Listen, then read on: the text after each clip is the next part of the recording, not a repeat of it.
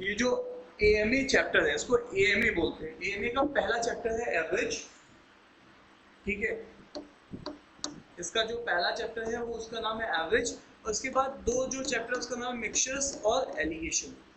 इसको हम लोग A stand for average, M stand for mixtures और ए स्टैंड फॉर एलिगेशन।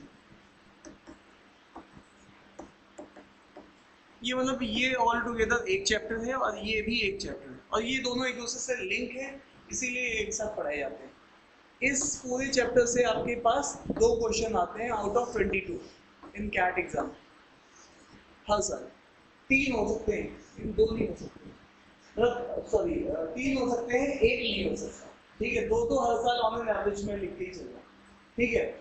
और ये वो चैप्टर है जहाँ से बच्चे जो चाहे वीक बच्चे हो वो यहाँ से क्वेश्चन बनाता है ना, थोड़ा सा अपना लेवल लिफ्ट करके इन क्वेश्चंस को बनाता है। क्योंकि आपको जैसा कि पता है 4 क्वेश्चंस 22 में से करने से आपका लगभग 80 परसेंटाइल बन जाता है, 80 परसेंटाइल, और आपका क्वांट का काम कंप्लीट हो जाता है। मतलब क्वांट में सेक्शनल कट ऑफ जो होती है हर आईएम्स की 75 है, या फिर किसी की 78 है, या मैक्सिमम 80 कट ऑफ है। तो 4 क्वेश्चन कर देंगे, 80 परसेंटाइल अपने आप बन जाता है। आयुषी अगर 6 क्वेश्चन कर दिए फिर क्या होगा, कितना हो जाएगा? 6 क्वेश्चंस करते ही तुम्हारा परसेंटाइल 90 के अबाउट हो जाता है, 90%। और 8 क्वेश्चंस करते ही तुम्हारा परसेंटाइल 98 की रेंज में पहुंच जाता है, और 10 क्वेश्चंस करते ही तुम्हारा परसेंटाइल 99.5 प्लस हो जाता है। ये है पूरी कहानी, ठीक है। तो मतलब अगर दिन बहुत खराब हो तो भी हम लोग ये बोलते हैं कि यार इतना तो करके आना ही है, इतना, ये नहीं, इतना 6 क्वेश्चन, ठीक है। और दिन अच्छा हो तो हम ये भी करके आएंगे। और तैयारी हम लोग किसके लिए करेंगे? 22 आउट ऑफ 22 के लिए। जब हमारी ये तैयारी होगी तब हम जाके यहाँ लैंड करेंगे। जब आपकी क्वांट खराब होगी और क्वांट अच्छी होगी तो यहाँ पे जाके लैंड करेंगे, ठीक है। ये बात समझ में आ रही कि नहीं आ रही? तो ये इस तरीके से हमें इस चीज़ों को लेके चलनी है, ठीक है।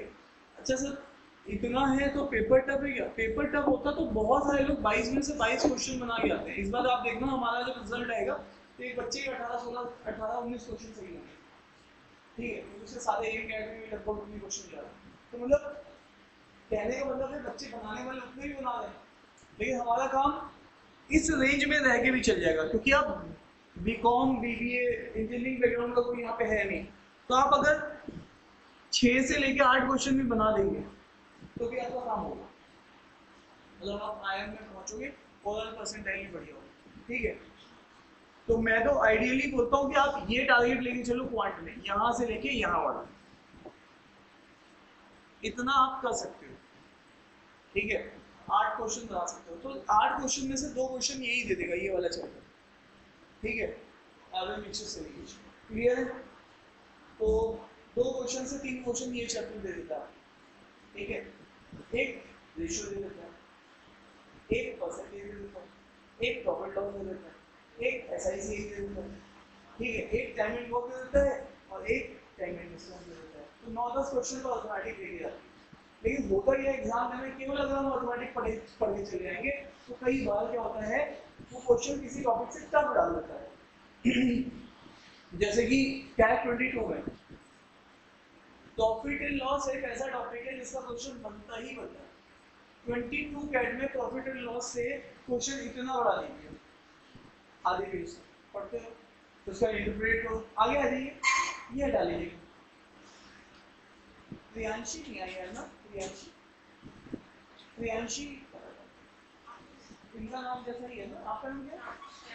श्रेयांशी, और एक है प्रियांशी, है ना, प्रियांशी श्रेयांशी, ठीक है। तो कहने का इतना सा मतलब है कि आपको आप कभी बहुत ज्यादा बैठ नहीं कर सकते। ये एग्जाम क्या है, वैसा एग्जाम, मतलब मैनेजर वाला एग्जाम। तो क्या पढ़ना है क्या छोड़ना है, पढ़ के पूरा जाएंगे, लेकिन ऑन एन एवरेज फिर भी 9 से 10 क्वेश्चन ऑटोमेटिक आते हैं, जिसमें से ऑन एन एवरेज बच्चे 5 से 6 हर साल बना लेते हैं, 5 से 6। तो आपको ऐसा नहीं कर सकते यार मैं तो बस ऑटोमेटिक करके जाता हूँ, 9 क्वेश्चन समय बोलते 8 बनाने में पूरा ऑटोमेटिक अच्छे से खेलूंगा। लेकिन एग्जाम टाइम में हो सकता है 3 क्वेश्चन उसने ऑटोमेटिक ऐसे डाल दिए, हो सकता है 4 डाल दिए, आउट ऑफ 9 4 क्वेश्चन डाल दिए जो कि टफ थे, नहीं बनने वाले थे, एग्जाम वाले टाइम में नहीं बनने वाले थे, क्योंकि एग्जाम में तो क्लॉक भी चलती है ना, क्लॉक का प्रेशर भी रहता है। तो हमें ये चीज देखनी है, इसीलिए कहते हैं सिलेबस पूरा पढ़ के जाना चाहिए, क्योंकि हो सकता है उसमें लॉक का क्वेश्चन बिल्कुल बिल्कुल सीधा सीधा डाल देगा, क्योंकि जानबूझ के उसके लिए चेक करने के लिए डाला है कि तुम एटलीस्ट वो चैप्टर पढ़ के गए हो नहीं गए। सीक्वेंस सीरीज का इस बार क्वेश्चन बच्चे कहते हैं सीक्वेंस सीरीज बहुत टफ आ रही है, 24 में आपका एक 1 लाइनर क्वेश्चन आया सीक्वेंस सीरीज का। नंबर सिस्टम बच्चे लास्ट तक मेरे से बोले सर नंबर सिस्टम में तो बहुत टफ चीजें आ रही है, नंबर सिस्टम तो होगा नहीं। नंबर सिस्टम में 2 बिल्कुल इजी क्वेश्चन डाल दो उसमें, रिमाइंडर बताओ जो क्लास में शायद पहली क्लास या दूसरी क्लास में पढ़ा देता हूँ, और क्लासरूम में क्वेश्चन था, मतलब क्लासरूम में पढ़ाया हुआ क्वेश्चन डाल दिया उसने, सेम वही क्वेश्चन डाल दिया। लेकिन क्यों? क्योंकि हम पढ़ के नहीं गए, फोकस नहीं किया उस चैप्टर पे, तो नंबर सिस्टम का वो वाला क्वेश्चन किसी ने रिमाइंडर थ्योरम का भी नहीं बनाया। तो आप समझने की बात ये है कि हमारी तैयारी ऑटोमेटिक पे रहेगी, फोकस हमारा पूरा रहेगा ऑटोमेटिक पे, है ना। 9 से 10 क्वेश्चन आते हैं ऑटोमेटिक के, और हमें उसमें से 8 ही बनाने हैं, तो हमारा काम हो जाएगा, सारे आईएम का काम हो जाएगा यहाँ पे। लेकिन साहब हो सकता है उसके उस डे पे चैलेंज दे दिया हो सकता है यहाँ पे 8 की जगह 5 ही बने, ठीक है, उस दिन उसने चैलेंज, तो उसकी भरपाई हम लोग दूसरे सेक्शन से कर देंगे, क्योंकि अगर उसने ऑटोमेटिक के 3-4 क्वेश्चन चैलेंजिंग डाले तो इसका मतलब अदर सेक्शन में इजी डाले होंगे। ये बात गेम समझना, इसीलिए वो 22 क्वेश्चन की तैयारी चाहिए होती है। अगर ओवरऑल हमें 10 भी अच्छे करने हैं क्वेश्चंस, 8 से 10 का टारगेट मैंने आपको बताया कि अभी से आप अगर तैयारी करते हो तो आप यू कैन एम कि अगर आपकी मैथ्स वीक है 8 क्वेश्चन आप बना सकते हो, और आपकी मैथ्स थोड़ी सी भी ठीक है, मैं नहीं कह रहा हूँ अच्छी है, तो आप 10 क्वेश्चन भी एम कर सकते हो, ठीक है। तो यहाँ पर 2 क्वेश्चन इस चैप्टर से आते हैं हर साल, आप देखेंगे 2 से 3 क्वेश्चन इसी चैप्टर से पूछे जाते हैं, ठीक है। क्या ये बात समझ में आ रही है सबको? डन।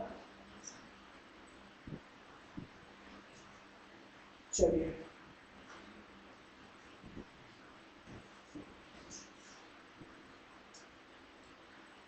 हमारा जो टॉपिक है हम लोग स्टार्ट करें एवरेज। ये काम तो आपने किया ही होगा, जैसे कि आपने 10th में देखा होगा कि आपके मार्क्स आ गए 80, 60, 50, 90 और कितने नंबर आ सकते हैं 70, है ना। और इसके अलावा क्या आ सकता है, लेट अस अज्यूम एक में तो आप जस्ट पास ही हुए 40, 100 में से कितने सब्जेक्ट हैं? 6 सब्जेक्ट हैं, 6 सब्जेक्ट हैं, और उसने पूछा परसेंटेज क्या है, तो तुमने बेस्ट 5 ले लेते हो ना, अरे हाँ या ना। तो हम लोगों ने बेस्ट 5 पिक कर लिए, क्या पिक कर लिए? बेस्ट 5, ठीक है। तो ये हमारे बेस्ट 5 होंगे, ये तो 4 हो गए, और ये है 5वां, तो छोड़ कैसे सकते हैं। तो यही 5 बेस्ट सब्जेक्ट हो गए हमारे। तो आयुषी ने घटाघट हमारे पास एवरेज जोड़ लिया, तो यहाँ पे क्या करेंगे 80, 60, 50, 90 और 70, और ये क्योंकि कितने सब्जेक्ट से 5 सब्जेक्ट है, तो इसको डिवाइड भी किससे करना होगा? 5 से डिवाइड। क्या ये बात समझ में आ रही है? बोलो। दूसरी बात, अगर रियलिटी में जाओगे तो आईएम्स कहता है कि नहीं हमें तो भैया जितने सब्जेक्ट में लिए थे चाहे वो एनवायरमेंटल साइंस ही क्यों ना हो, मुझे तो सारे सब्जेक्ट के नंबर जोड़ो और फिर उससे डिवाइड करो। तो तुम यहाँ तो बच गए पड़ोसी को बताने में, क्योंकि पड़ोसी भी मार्कशीट लेके चेक करने वाला नहीं। अब तुम्हें सारे के सारे सब्जेक्ट लेने पड़ेंगे, फिर क्या लोगे तुम 80, 60, 50, है ना। और अभी आप जब आईएम का फॉर्म भी भरोगे तो भी आप उसमें जो परसेंटेज डिक्लेयर करते हो वो भी जितने भी सब्जेक्ट के मार्कशीट पे मेंशन है आपको वो सारे सब्जेक्ट लेने पड़ेंगे, जितने भी सब्जेक्ट आपके मार्कशीट पे मेंशन है। जब आप अपना कैट का फॉर्म फिल करेंगे तो सारे के सारे सब्जेक्ट को आपको मेंशन करना पड़ेगा, ठीक है। अदरवाइज वो आपका फिर आपकी गलती मानी जाएगी, उन्होंने साफ साफ लिख रखा है। इस चीज में बच्चे क्या करते हैं कि जो अभी तक बताते हैं वही बेस्ट 5 ले लेते हैं, तो वो गड़बड़ है। अच्छा, और फिर अगर हमने यहाँ पे 6 सब्जेक्ट लिए हैं तो डिवाइड बाई 6 करेंगे, ये बात तो सबको पता है। इससे हमारा क्या निकल के आता है? एवरेज। और इससे भी क्या निकल के आता है हमारा? एवरेज। ये दोनों चीजें ही हमें क्या देती हैं, एवरेज। हाँ या ना, ठीक है। तो यहाँ पर देख लो एवरेज निकालने के लिए यही तरीका है। तो इसका मतलब है एवरेज का फॉर्मूला क्या है। अगर हम लोग यहाँ पे बात करें, हमारे मार्क्स थे, तो एवरेज का फॉर्मूला क्या है। एवरेज का फॉर्मूला कायदे से अगर देखोगे तो आपने सम किया है और डिवाइड किया नंबर से। आपने क्या किया है, सम और डिवाइड बाय नंबर। तो इसको क्या बोलते हैं, सम ऑफ ऑब्जर्वेशन। इसको क्या बोलते हैं, सम ऑफ ऑब्जर्वेशन। और इसी चीज को क्या बोलते हैं, नंबर ऑफ ऑब्जर्वेशन। इस चीज को क्या बोलते हैं, नंबर ऑफ ऑब्जर्वेशन। तो ये हमारे पास एक एवरेज का क्या बन जाता है, फॉर्मूला बन जाता है। ठीक है, sum of observation by number of observation. ठीक है, बचपन से ये करते भी आए।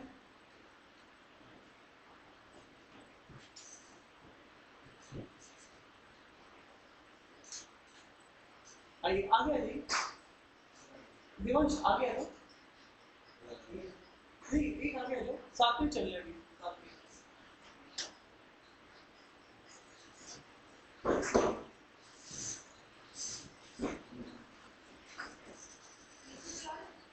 नहीं जरूरत नहीं है, मैं तो तैयारी कर रहा हूँ क्योंकि मौसम थोड़ा सा शफल कर रहा है ना। मैम ये खोल दीजिए लाइट। हाँ भाई डन।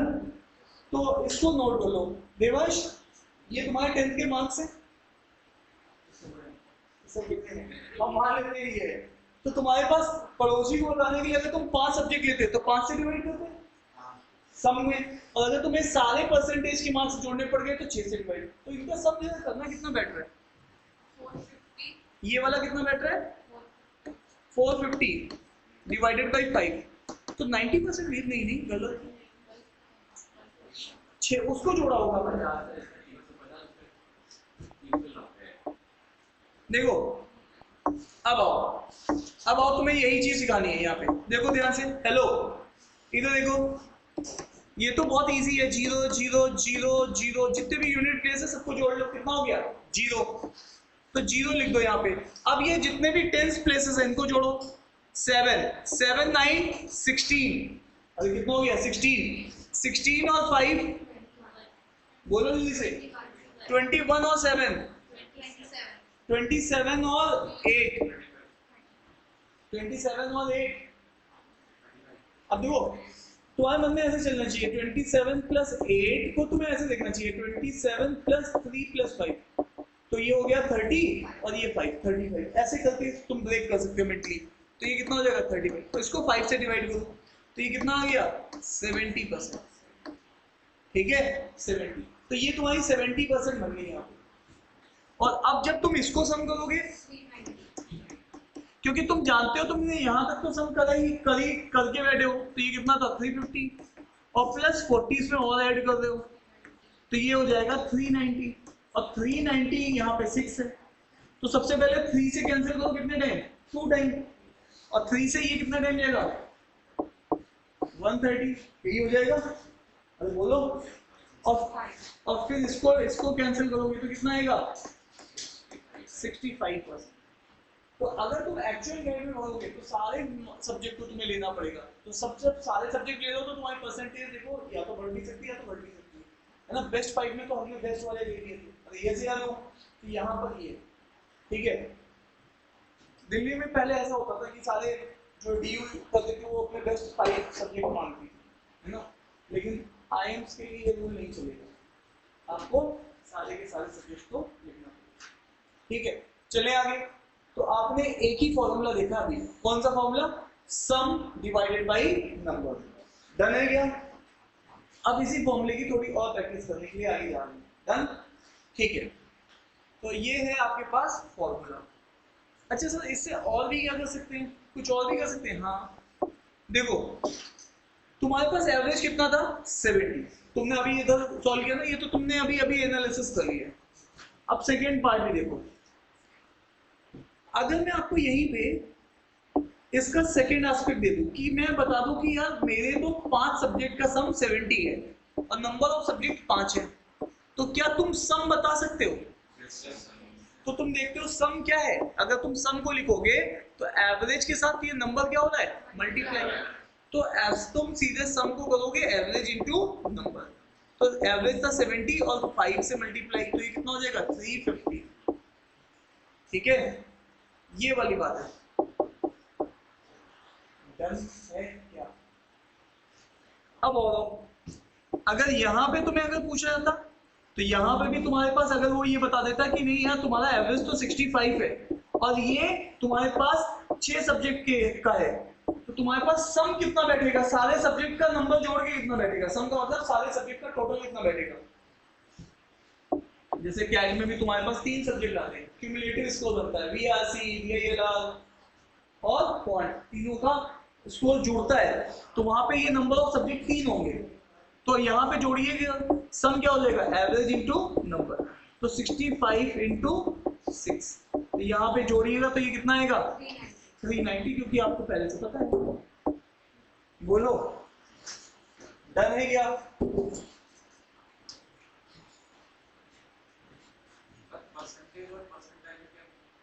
परसेंटाइल होता है रेफरेंस। जैसे कि अगर आपके पास मान लीजिए जो बच्चे होते हैं जो सबसे जो टॉप करेगा उसको 100 परसेंटाइल बोलेंगे। मान लीजिए आपने कैट का एग्जाम दिया, कैट एग्जाम में जो सबसे ज्यादा नंबर लेके आएगा वो नंबर चाहे 50 ही हो और उसको बोलेंगे 100 परसेंटाइल। लेकिन 50 नंबर उसके जो आ रहे हैं वो आ कितने में से रहे हैं, वो परसेंटेज है। ठीक है, और परसेंटाइल क्या है कि जो भी एग्जाम हुआ जो टॉपर है उसको 100 परसेंटाइल बना दो और उसके हिसाब से तुम कहाँ लाई कर रहे हो। ठीक है, तो इसको कहते हैं परसेंटाइल। ठीक है, मान लो तुम्हारे पास 100 नंबर का पेपर है, वैसे तो पासिंग मार्क्स 33 भी होता है। आईआईटी में जब हम लोग पेपर देते थे तो वहां पर कई बार क्या होता था, मेरे नंबर 72 आए और मुझे ग्रेड बहुत कम मिली क्योंकि सारे बच्चों को उससे ज्यादा नंबर आए। बात समझ में आ रही कि नहीं आ रही? तो वहां रिलेटिव ग्रेडिंग होगी, परसेंटाइल मींस रिलेटिव ग्रेडिंग। अगर इंटरव्यू में भी कई बार पूछ लेते हैं तो आपको सीधे एक ही शब्द बोलना है कि परसेंटाइल मतलब रिलेटिव ग्रेडिंग और परसेंटेज एब्सोल्यूट ग्रेडिंग, मतलब जो तुम्हारे आए वही तुम्हारे नंबर निकलेगा। जैसे तुम अभी यूनिवर्सिटी के एग्जाम देते हो, तुमने 100 में से 60 लाए, 60%। लेकिन अगर यहीं पर अगर तुम कैट लिखोगे तो तुम्हारा जो टॉपर है उसके रिस्पेक्ट में तुम कहाँ लाई करते हो, उसको बोलते हैं परसेंटाइल। ठीक है, बात समझ में आ रही कि नहीं आ रही? ठीक है, तो इन्हीं सब कंफ्यूजन को एलिमिनेट करने के लिए मैं आपको सीधे मार्क्स की बात करता हूँ कि भैया तुम्हें 8 क्वेश्चन बनाना, मैं सीधे आंसर, क्योंकि परसेंटाइल कभी कम होता है कभी ज्यादा होता है, लेकिन मैं क्या बोलता हूँ 6 से 8 क्वेश्चन आपको बनाने ही बनाने हैं। दिन खराब है तो 6 क्वेश्चन और दिन सही है तो 8 क्वेश्चन, और कोई थोड़ा अच्छा कर रहा है तो 10 क्वेश्चन बना दो, वो तो फिर जहाँ उंगली रख देगा वो कॉलेज मिल जाएगा। ठीक है, बात समझ में आ रही कि नहीं आ रही? एकेडमिक्स का मैडम, ये एकेडमिक्स किसी आईआईएम में 5% मतलब जो सिलेक्शन क्राइटेरिया का 100 का है, ठीक है, तो मान लो वो 60 पे ले लेते हैं तो उसमें से उन्होंने स्कोर बांट दिया क्या का, कुछ आईएम ले भी नहीं रहे, बहुत सारे आपके 12 आईएम्स कंसीडर ही नहीं करते। आपने 10th 12th में कैसा किया, एकेडमिक्स में कैसा किया, 12 आईएम्स कंसीडर ही नहीं करते उस चीज को, वो कैट स्कोर अपना पर्सनल इंटरव्यू जीपी को, और बाकी बचे हुए 11 आईएम्स या 12 आईएम्स कंसीडर कर रहे हैं। ठीक है, कुछ 5% कंसीडर कर रहे हैं सिलेक्शन में, तो अगर आपके नहीं भी है, अगर नंबर खराब है उनको 5 को छोड़ दीजिए, सिलेक्शन के लिए आपको 70 चाहिए, कैट स्कोर आपका लगभग 60% है, बाकी पीआई कर लीजिए 30%, वो 80% तो यही है कैट और पीआई, और 60 में सिलेक्शन हो रहा है। तो आपका नहीं है 10th 12th अच्छा, तो एक आधे आईएम में मैटर करेगा, बाकी और ज्यादा किसी में मैटर नहीं करेगा। मैक्सिमम अगर लगा लो तो 3 से 4 आईएम्स, और 10th 12th तो अगर बहुत रिगोरस वो देख रहे हैं। ठीक है, चलिए नेक्स्ट। अब ये देखिए, ये क्वेश्चंस मैंने लिए, इनका एवरेज मुझे निकालना है। ठीक है, अब ये क्वेश्चंस एक्चुअल एग्जाम में तो आएंगे नहीं, लेकिन एग्जाम में इसकी कैलकुलेशन यूज होगी। ठीक है, कैलकुलेशन के पॉइंट ऑफ व्यू से ले लिया मैंने। अब आ जाइए, सबसे पहले अब इन नंबर्स को देखो, मुझे जानने का हक है कि यहाँ पर आपके पास उसने पूछा है एवरेज, उसने क्या पूछा है, एवरेज बताओ। मेरे पास ये नंबर ऑफ ऑब्जर्वेशंस है, कितनी ऑब्जर्वेशंस हैं, कितने नंबर्स हैं मेरे पास, 1 2 3 4 5, तो 5 नंबर की ऑब्जर्वेशन है, तो इनका सम कितना बैठ रहा है, सम तो जोड़ के ही पता चलेगा सम कितना बैठ रहा है। तो सम कितना बैठ रहा है, 15 और 5 20, और 12 और 8 20, 20 कितना हो गया 40, 40 प्लस 0 0। मेरी बात समझ में आ रही सबको? सम अगर आप जोड़ेंगे 15 5 0 12 8, इन सबको जोड़ के आपका 40 बैठ रहा है। और अभी अभी आपने क्या सीखा है? अभी अभी आपने क्या सीख के आए हो? ठीक है, क्या सीखा आपने? Average is equal to sum by number of observation.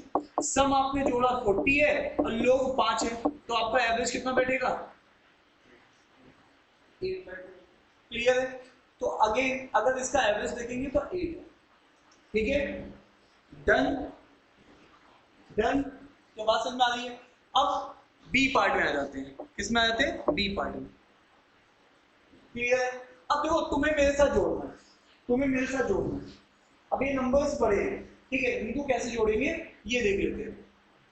हाँ भाई, सब लोग मेरे साथ हेल्प करेंगे। मैं जहां एरो रखूंगा अगले एरो में उस नंबर को जोड़ देंगे। ठीक है, सब लोग कोशिश करेंगे। 7 और 8 कितना हो जाएगा?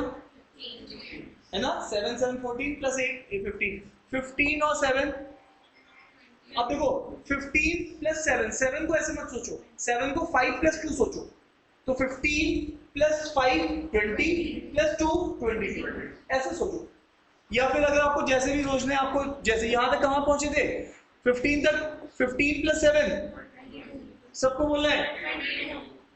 देवांश तुम ही बोलो। 15 प्लस 7 22, 22 प्लस 7 है ना, 22 प्लस 7 29, 29 और 9 कितना हो गया? मैं गिन नहीं रहा हूँ, तो आप गिन दो। 38, 38 प्लस 8, 38 प्लस 8 46 का क्या लूंगा मैं? 6 लूंगा। सर ये क्या कर रहा है? ये वही है भाई, एवरेज इज इक्वल टू सम, जोड़ रहे हैं बाई नंबर। तो अभी 40 कितना जोड़ा था? 46 ना? हाँ, तो 46 का 4 और 7 6 और 4 क्या हो गया? कैरी हो गया। 4 क्या हो गया? कैरी हो गया। ठीक है, अभी इसको मन में रखिए। अब इसको जोड़ते हैं। 5 प्लस 7 है ना, 5 प्लस 7 12 हो गया। 12 प्लस 3 15 प्लस 8 23 प्लस 5 28 प्लस 4 32, और साथ में ये 4 भी था लास्ट में 36। देखो सब लोग कोशिश करोगे तो लिखने लग जाओगे। तो 36 तक पहुंच गए। और नंबर्स कितने थे ये? 6 है ना, तो ये कितने टाइम जाएगा? 6 1 61। अब ये से नो क्या जोड़ना आ रहा है सबको? तो यहाँ पर हम लोग ऐसे जोड़ करके देख रहे हैं, है ना। ये तो कैलकुलेशन से सिंपल, अगर आप थोड़ा सा फोकस करेंगे, अगर किसी ने नहीं किया तो आप एक बार और करेंगे। ठीक है, आइए फिर से क्या चाहिए? एवरेज। क्या होता है? सम डिवाइडेड बाई नंबर। आइए साहब एक बार जोड़ के देखते हैं। यूनिट डिजिट को जोड़ रहे हैं, 5 और 2। अरे यार आधे लोग बोल ही नहीं रहे। 5 और 2 7 और 9 16 और 6 हाँ जी 22 plus 1 23 plus 5 28 plus 6 30। Ayushi clear है? तो ये 4 आ गया। सब लोग यहाँ तक ठीक है। तो 34 का मैंने क्या ले लिया? 4 और 3 कैरी हो गया। अब यहां से भी स्टार्ट कर सकते हैं कि भैया ये 3 था, 3 को हटाओ। 3 प्लस 1 4, 4 प्लस 4 8 और 8 16 और 7 16 और 7 16। देखो 16 7 को कैसे सोच रहा हूँ? 4 और 3 है ना, तो 16 प्लस 4 20 और 23 हो गया। क्या ये बात समझ में आ रही सबको? अरे हाँ या ना? तो हम लोग कहाँ तक थे? 16 plus 7 23, 23 plus 3 26 plus 5 26 plus 5 31 plus 6 37 का क्या लिखेंगे? 7। और क्या आ गया? 3। अब बताओ यहाँ पर 3 और 7 कितना हो गया? 3 और 7 10, 10 और 3 13 और 9। देखो 13 और 7 कितना होता है? 22 हो जाएगा। 22 प्लस 6 22 प्लस 6 28, 28 प्लस 2 30 प्लस 4 34 और 39 है ना। अब लोग थोड़ा जल्दी कर रहे हैं, 39 का क्या लिख लेंगे 9 और फिर से क्या आ गया 3। अब यहाँ पे देखो 3 प्लस 2 5 प्लस 3 8 और 1 9 और 2 11 और 1 12 और 2 और ये कितना हो गया 50। सही जोड़ा है ना हमने। अब ये कितने नंबर से 1 2 3 4 5 6 7 से इसको डिवाइड करना है। देख लो भाई लोगों, देख लो कहीं किसी को कोई डाउट हो, कुछ तकलीफ हो, कुछ परेशानी हो, बोलो बताइए।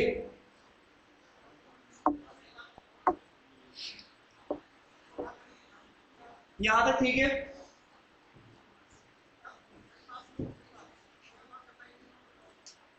डन है, नोट कर लिया सबने।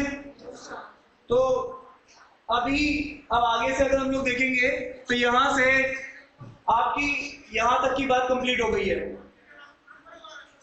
अब बताइए इसको डिवाइड करो। 7 2 जा, हाँ 7 2 जा 40, तो यहाँ पे 1 बच गया। अब क्या हो 1 और 15 में कितना गैप है 1 का, तो ये 1 और 9 ये कितना हो जाएगा 7 2 जा और फिर 5 बचेगा 5 और 7 अभी नहीं, आप नहीं है 57 और 7 से डिवाइड करो 8 टाइम, ठीक है। तो ये कितना बच गया 1 और लास्ट में क्या है 4, तो 7 2 जा 40, तो 2 2 8 2। क्लियर है सर, सभी को बात समझ में आ रही है। अब आप देख लो इस तरीके से कैलकुलेशन हम लोग मैनेज कर सकते हैं। डन है,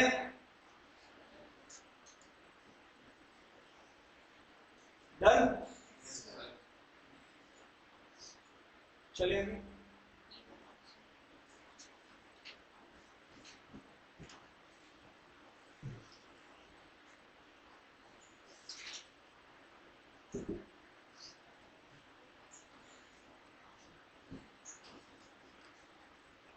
ये सिंपल कैलकुलेशंस थी। और आइए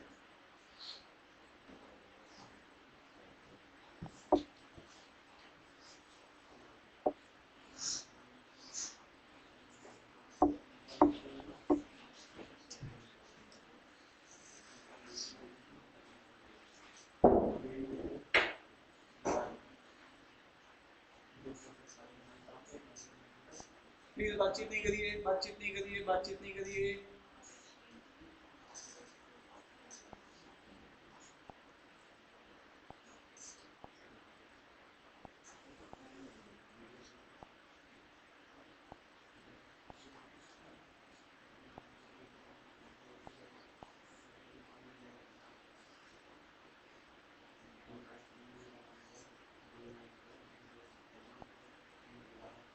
प्लीज बातचीत नहीं करिए।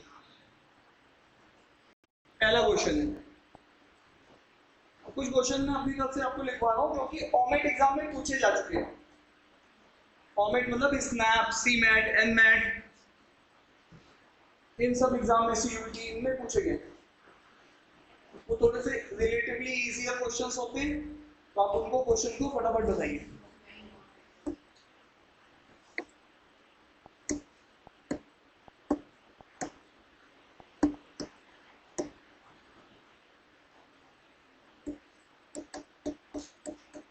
हाँ, एवरेज ऑफ 5 प्राइम नंबर, और फर्स्ट वाले लिखा हुआ है फर्स्ट 5 प्राइम नंबर। तो आप जानना सबसे पहले इसमें इसने क्या टेस्ट किया है, आपको नंबर सिस्टम आता है क्या? तो आपको 2 नंबर जो होता है वो पहला प्राइम नंबर है, फिर 3 है, फिर 5 है, और फिर 7 है, फिर 11। इनको एक तरीके से इनका एवरेज पूछा है, तो आपको एक्चुअल में उसने ये चीज जानने की कोशिश की है कि आप प्राइम नंबर्स जानते हो या नहीं जानते हो। तो ये 5 नंबर है और 5 से डिवाइड है, तो ये 10, इनको जोड़िएगा, ये कितना है 10, ठीक है। ये भैया मत करिए,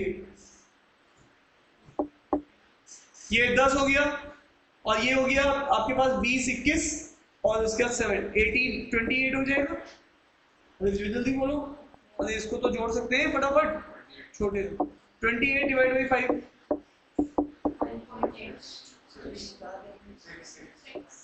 ठीक है। तो दैट इज ऑल अबाउट, जोड़ो फर्स्ट 5 प्राइम नंबर्स, ठीक है। तो आपने कौन सा फॉर्मूला लगाया, फिर से वही सम divided by number one. Second question आपसे पूछा है find average of, find average of 8, 11, 14, 17, 20. Find the average of 8, 11, 14, 17, 20.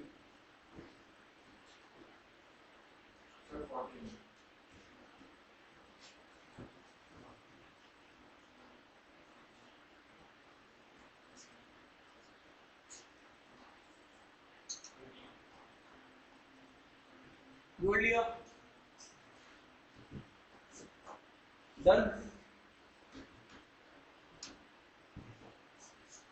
अभी अभी टेक्निक तो बताई थी जोड़ने की, सिंपल सी, यूनिट प्लेसेस को जोड़ लो। तो 0, 7, 7, 7 और 4 11, 11 और 1 2 12 है ना, 12 और 8 20, 20 का कितना हो जाएगा 0, तो 2 कैरी हो जाएगा, 2 और 2 4 5 6 7, तो 70 और ये 5 14 आ जाएगा। तो अब आपको एक्चुअली में ये क्वेश्चन करने की भी जरूरत नहीं थी। साहब क्यों नहीं थी करने की जरूरत? क्योंकि यहाँ पे ध्यान से देखो, ये क्वेश्चन में अगर अब आपको जो चीज मैं बताने जा रहा हूँ वो इंपॉर्टेंट है, वो है नोट। कभी भी आपके नंबर्स अगर एपी में, इसमें एपी में, एपी मतलब जिनके बीच में फिक्स डिफरेंस होता है, जैसे कि मान लीजिए मैंने एक नंबर लिया 2, 2 में 3 जोड़ दो कितना बैठेगा 5, 5 में फिर से 3 जोड़ दो कितना बैठेगा 8, 8 में फिर से 3 जोड़ दो कितना बैठेगा 11, 11 में फिर से 3 जोड़ दो कितना बैठेगा, ठीक है 14। मेरी बात समझ में आ रही है? अब ये कितने नंबर है 5। अब आपके पास जो यहां पे ध्यान दीजिएगा, मिड में एवरेज मिलेगा। क्या मिलेगा? मिड में एवरेज मिलेगा। ऐसा कब होगा? when numbers are in AP। अगर नंबर्स एपी में है तो आपको मिड में ही एवरेज मिलने वाला है। तो यहाँ पे मिड कौन सा है 8, तो इसको निकालने की भी जरूरत नहीं, सीधे डिक्लेयर कर दो 8 मेरा एवरेज है, अरिथमेटिक प्रोग्रेशन। तो नंबर्स अब एपी होता क्या है? एपी अगर हम लोग देखेंगे तो आगे एक चैप्टर है अरिथमेटिक प्रोग्रेशन, एक चैप्टर पढ़ेंगे हम लोग, लेकिन उस चैप्टर में पढ़ने से बेहतर क्या है, आप ये देखो कॉमन डिफरेंस सेम है सबका। क्या सर ये ही चीज यहाँ पे थी? हाँ बिल्कुल यहाँ पे थी। आपने यहाँ पे ऑब्जर्व करना था कि इनके बीच का फर्क कितने का है। देखो इनमें कितने का फर्क है 3 का, फिर इसमें कितने का फर्क है 3 का, फिर इसमें कितने का फर्क है 3 का, इसमें कितने का फर्क है 3 का। तो मिड में ही एवरेज होगा, इसको निकालने की जरूरत ही नहीं थी, सीधे डिक्लेयर कर देते कि 14 ही है। हाँ या ना? अरे बोलो भाई। तो इस तरीके से अगर मिड में ही एवरेज है, सॉरी अगर नंबर्स एपी में है तो मिड में ही एवरेज मिलेगा, ठीक है। ये वाली बात डिक्लेयर हो गई हमारी, बोलो ठीक है। अब सर मिड में तो मतलब यहाँ पर तो ये ऑड नंबर ऑफ टर्म्स हैं, तो एक सिंगल टर्म मिल पा रही है। अगर इवन नंबर ऑफ टर्म्स होती तो हम लोग क्या करते? तो इसी चीज को अब हम लोग सीखने जा रहे हैं। नेक्स्ट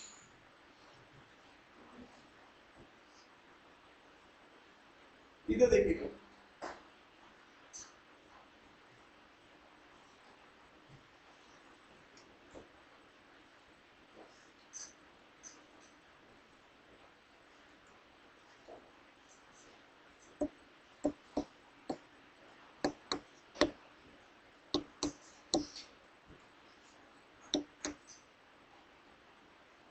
बोलो इसका एवरेज कितना होगा? क्यों? क्योंकि हर नंबर क्या है एपी में। आपने पहचान लिया ना, इसमें कितने का फर्क है 3 का, ये भी कितने का है 3 का। तो मिड में ही आपको क्या मिलेगा एवरेज, आपने ये चीज देख ली और आपने डिक्लेयर कर दिया कि एवरेज यहाँ पर साहब 10 है, निकालने की जरूरत नहीं है। क्लियर है ना? ये वाली चीज जैसे हम लोगों ने देख ली, तो ये दिस इज क्वेश्चन 1। अब मैं इसी क्वेश्चन को और एक्सटेंड करता हूँ। क्वेश्चन नंबर 2, अगर आपके पास ये होता 4, 7, 10, 13, 16 और फिर अगला नंबर होता 19। देखो यहाँ पर ये टर्म्स कितनी थी? 5 थी। नंबर ऑफ टर्म्स 5 थी, तो आपको मिड ढूंढना बहुत आसान हो गया। दो इधर बीच वाली है ना, 2 इधर 2 इधर, तो ये जो मिड में है वही है ना। ये 2 टर्म्स थी, ये 2 टर्म्स थी, ये वाली टर्म क्या हो गई? मिड में। अब जब ये ऐसा हो गया है, यहाँ पे नंबर ऑफ टर्म्स कितनी हो गई? इवन। अब देखो कितनी टर्म्स हैं? 6 टर्म्स हैं, तो भी वही कॉन्सेप्ट यूज होगा। क्या बात समझ में आ रही कि नहीं आ रही है? ठीक है, मैंने अभी कुछ पूछा नहीं, जब मैं पूछूंगा तब जवाब देंगे। ठीक है, तो यहाँ पर आपको यहाँ पे चेक करिएगा, ये जो नंबर्स हैं इन 2 नंबर्स को पकड़ लो। ठीक है, तो अब आपको कई बार क्या होता है कि सीरीज जब बहुत बड़ी हो जाती है ना, अभी मैं आपको कुछ क्वेश्चन दूंगा जिसमें सीरीज बहुत बड़ी है, या फिर आप फर्स्ट और लास्ट पकड़ लो। सर ऐसा कैसे है?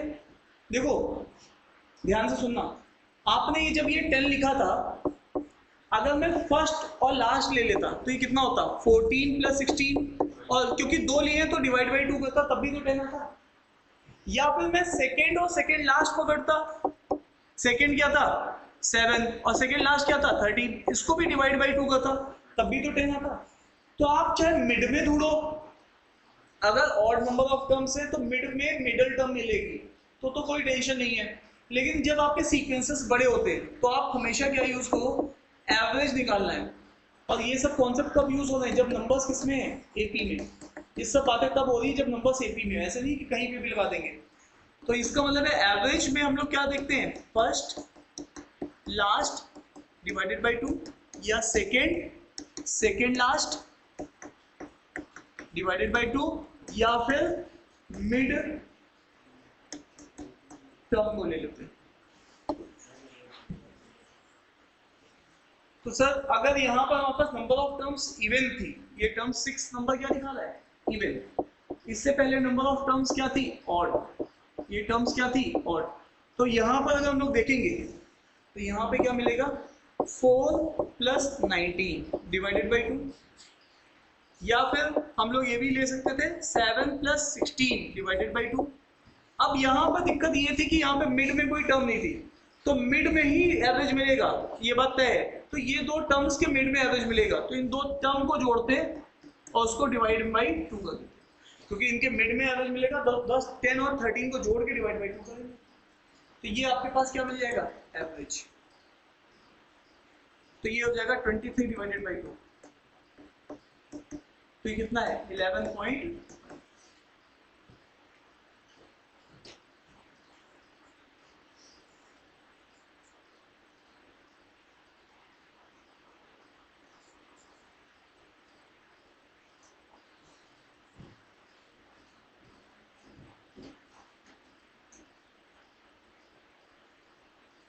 नोट कर लिया सबने? अब इसी कॉन्सेप्ट को हम आगे एक्सप्लेन करेंगे।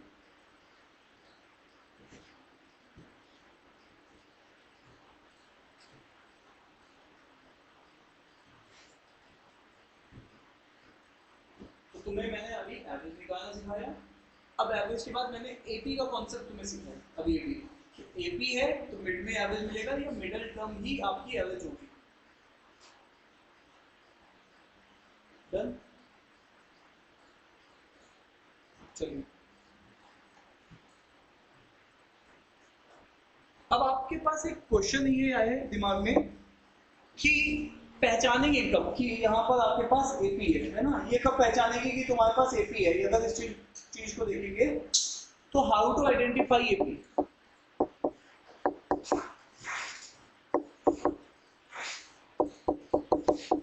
एपी को कैसे पहचानेंगे? ठीक है, तो एपी को एग्जामिनर लिख के नहीं देता कि ये एपी है, आपको कुछ स्टेटमेंट्स नोट करनी पड़ेंगी, उससे आपको पहचान में आएगी कि ये टर्म्स एपी है। ठीक है, अगर कभी भी वो लिख के देता है कि कॉन्जिक्यूटिव इंटीजर, कभी भी लिख के देता है ये शब्द कॉन्स्टिट्यूटिव इंटीजर,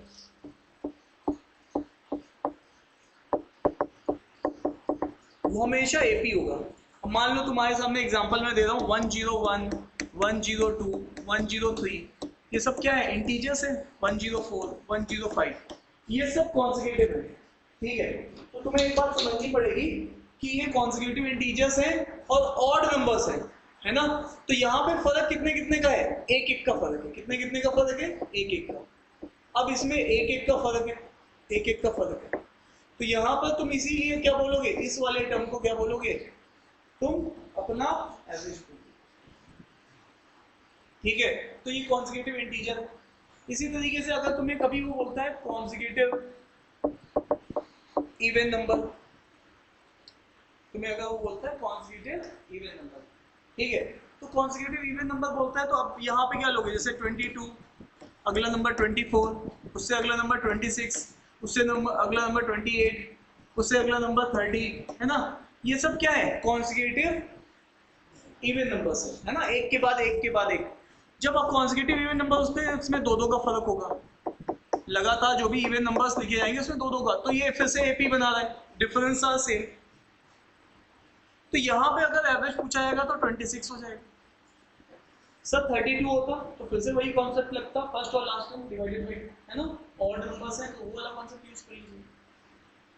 इसी के साथ अगर वो कहता है वो आपसे consecutive odd number, consecutive odd number. अब ये कॉन्सेक्यूटिव ऑड नंबर क्या है? तो यहाँ पे जैसे मान लीजिए 101, 103, 105, है ना,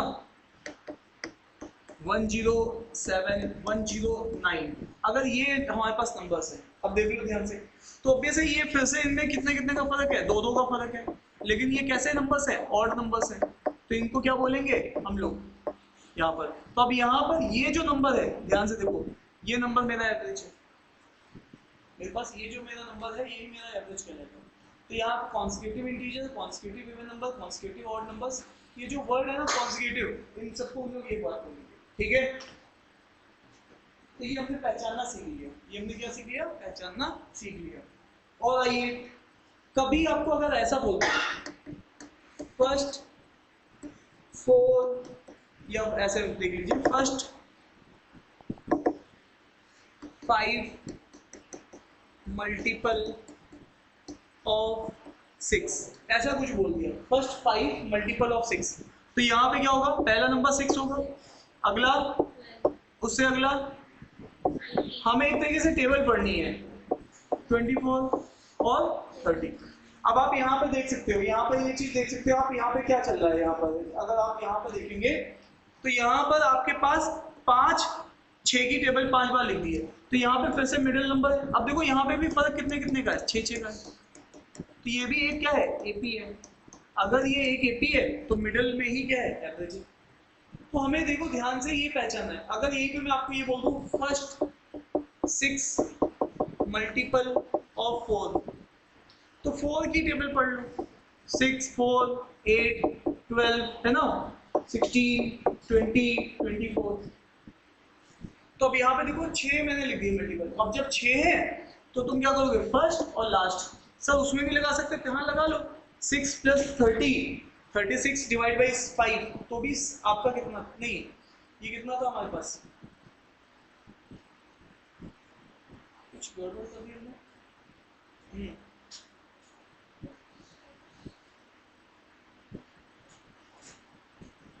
हाँ, इधर देखो क्या गड़बड़ हो रही है।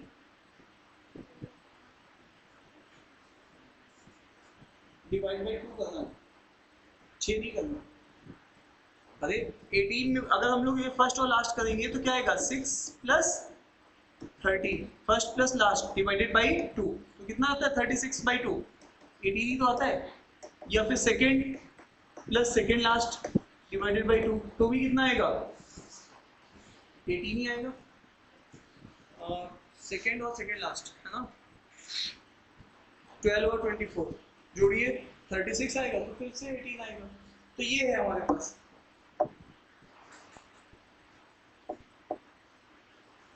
डन, देख लो। तो यहाँ पर आपके पास इसी तरीके से अगर यहाँ पे इवन नंबर ऑफ टर्म्स हो जाए तो आपको मिड ढूंढने में दिक्कत होती कई बार, तो मिड ढूंढने का मतलब ही मत करो, आप सीधे क्या करो 4 + 24 डिवाइडेड बाई 2, तो ये कितना हो जाएगा 14। और वैसे भी दिख रहा है 12 और 16 के बीचों बीच में कौन सा होगा 14 ही नंबर होगा, तो मिड में ही एवरेज है। तुम लोगों को ये कॉन्सेप्ट समझ में आ गया या नहीं आ गया? बोलो एपी वाला कॉन्सेप्ट आ गया या नहीं आ गया? एपी वाले कॉन्सेप्ट में अब आपको क्या देखना है, फिक्स कॉमन डिफरेंस होना चाहिए, ओके जी। और कभी भी ऐसा बोलता नहीं है एपी है, आपको ये वर्ड देगा consecutive integer, consecutive even, consecutive odd, तब आपके पास वो एपी वाला कॉन्सेप्ट अपने आप ही लग जाएगा। इन सब जगह एपी वाला कॉन्सेप्ट लगता है, लेकिन कई बार ट्रैप भी होता है। अगर मैं आपको ये बात बोलूं, फर्स्ट 5 consecutive प्राइम नंबर, क्या ये एपी है? फर्स्ट 5 consecutive प्राइम नंबर्स, ये एपी नहीं है। एपी में डिफरेंस सेम होता है। अब आप देखो ध्यान से, अगर आप 5 consecutive प्राइम नंबर्स को लोगे तो वो नंबर्स क्या होंगे 2 3 5 7 11। यहाँ पे डिफरेंस कितने का है? 1 का। यहाँ डिफरेंस कितने का हो गया? 2 का। यहाँ फिर से 2 का है, बट यहाँ कितने का हो गया? 4 का। तो ये क्या एपी है? एपी कहता है कि भैया मेरा डिफरेंस हमेशा क्या रहेगा? सेम रहेगा। यहाँ डिफरेंस, तो यहाँ पे एपी वाला कॉन्सेप्ट, ये एपी है ही नहीं, तो अब यहाँ पे ये मत बोल देना कि 5 मेरा है, ठीक है? तो यहाँ पर एपी वाला कॉन्सेप्ट कब लगता है? जब आपका कॉमन डिफरेंस क्या होता है? सेम। ये बात अब कितने लोग समझ गए हैं कि लास्ट वाला मेरा ये वाला कॉन्सेप्ट इसमें नहीं लगेगा, ये ट्रैप पड़ेगा। कॉन्सेक्यूटिव वर्ड को मत देखो, उसके आगे क्या लिखा हुआ है, इवन लिखा है, ऑड लिखा है, इंटीजर लिखा है या प्राइम नंबर लिखा है, इस चीज को देखना है, ठीक है? तो ये मेरा लास्ट वाला ट्रैप है, इसमें मत फंसना, ठीक है? डन? डन है? इजी, बढ़िया। तुम्हें कुछ समझ में आ रहा है? कितना? अरे देखी ही नहीं तो, अरे समझ में आ रहा है? श्यामसी कितना आ रहा है? हाँ कितना आ रहा है आपको? आयुषी आपको? ठीक है मैडम, आपको मैडम सब समझ में आ रहा है? क्लियर रोल से?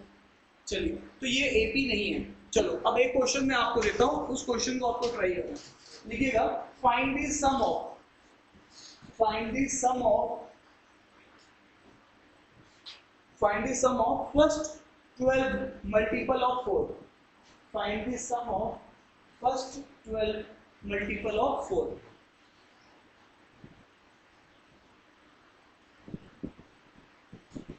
तो आप सोचो ध्यान से, पहला टर्म 4 के मल्टीपल ही तो बोल रहा है, तो पहला 4 होगा, दूसरा 8 होगा। इसी तरीके से मैंने कहां तक पूछा है? 12 तक। तो लास्ट नंबर मेरा क्या होगा? अरे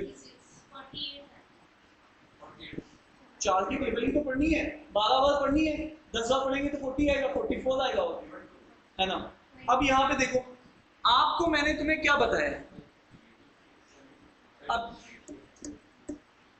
आप बताओ, इस तरीके से ये टेबल चलती जाएगी, पूरी टेबल लिखने की जरूरत नहीं है, ठीक है? ये एग्जाम में स्नैप में क्वेश्चन पूछा गया था, सिम्बोसिस में ये क्वेश्चन आया था। अब आप आओ यहाँ पे देखो, ये जो नंबर है ये आपका फर्स्ट नंबर है, और लास्ट नंबर आपको क्योंकि टेबल के हिसाब से पता चल गया, मल्टीपल मतलब 12 × 4 48, तो आपने यहाँ से क्योंकि आपने ये दे दिया, ये तो एपी है, 4 का डिफरेंस चलेगा, है ना? और वैसे भी यहाँ से टर्म से भी क्लियर है, देखो मैंने आपको लिखवाया है, जब भी ऐसा आए ना, फर्स्ट 5 मतलब 5 मल्टीपल लिखो लेकिन किसके? 6 के, 6 मल्टीपल लिखो लेकिन किसके? 4 के, है ना? तो ये एपी बनाता है, ये पूरा का पूरा, ये जो 5 स्टेटमेंट है ये एपी बनाती है। तो दिमाग में घंटी बजी कि ये तो एपी है, और एपी की घंटी बजते ही हमें दिमाग में आया average is equal to first last divided by 2। तो फर्स्ट टर्म तो 4 है और लास्ट टर्म 48 है, मल्टीप्लिकेशन करके देख लिया था हमने, तो ये कितना आ गया था? 52। 52 डिवाइड बाई 2 26, तो एवरेज आ गया। अब जैसे ही हमने एवरेज निकाला तो हमें जानते हैं sum is equal to average into number of term. Number of term कितने थे? 12। ये कितने टर्म्स हैं? First term, second term, third term, इसी तरीके से कितने टर्म्स हैं? 12 टर्म्स। तो एवरेज कितना था? 26। तो 26 इंटू 12 ये चीज मल्टीप्लाई होगी, ठीक है? और इसको अगर हम लोग मल्टीप्लाई करेंगे तो हम लोग ऐसे भी देख सकते हैं, 26 को 10 टाइम्स ले सकते हैं और 26 को 2 टाइम्स, तो ये तो 260 है और ये 52 है, तो इसको जोड़िएगा तो क्या आएगा 312। ठीक है, अभी 82 के में आता नहीं है तो अभी वो नहीं लगाएंगे।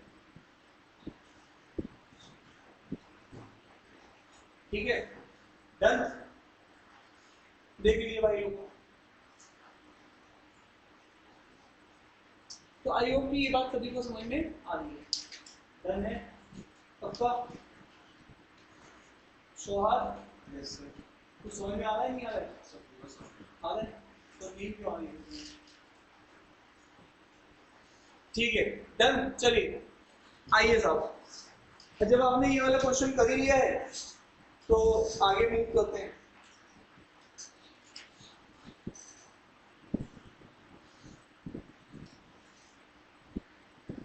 लिखिएगा,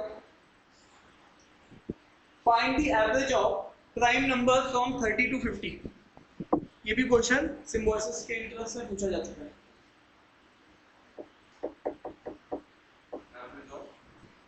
प्राइम नंबर्स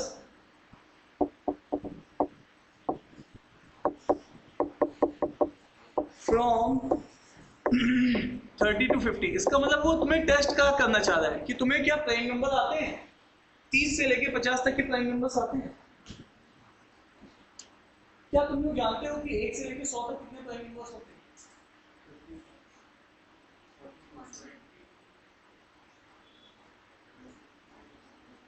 एक से लेके 100 तक कितने प्राइम नंबर्स होते हैं?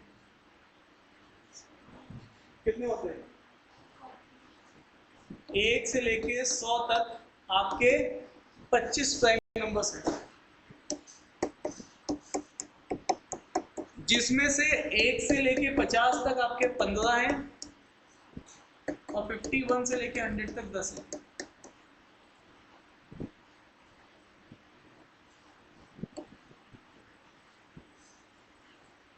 इनसे फैमिलियरिटी हमें होनी चाहिए, लेकिन अभी तो हमसे ये केवल 30 से लेके 50 तक पूछ रहे हैं।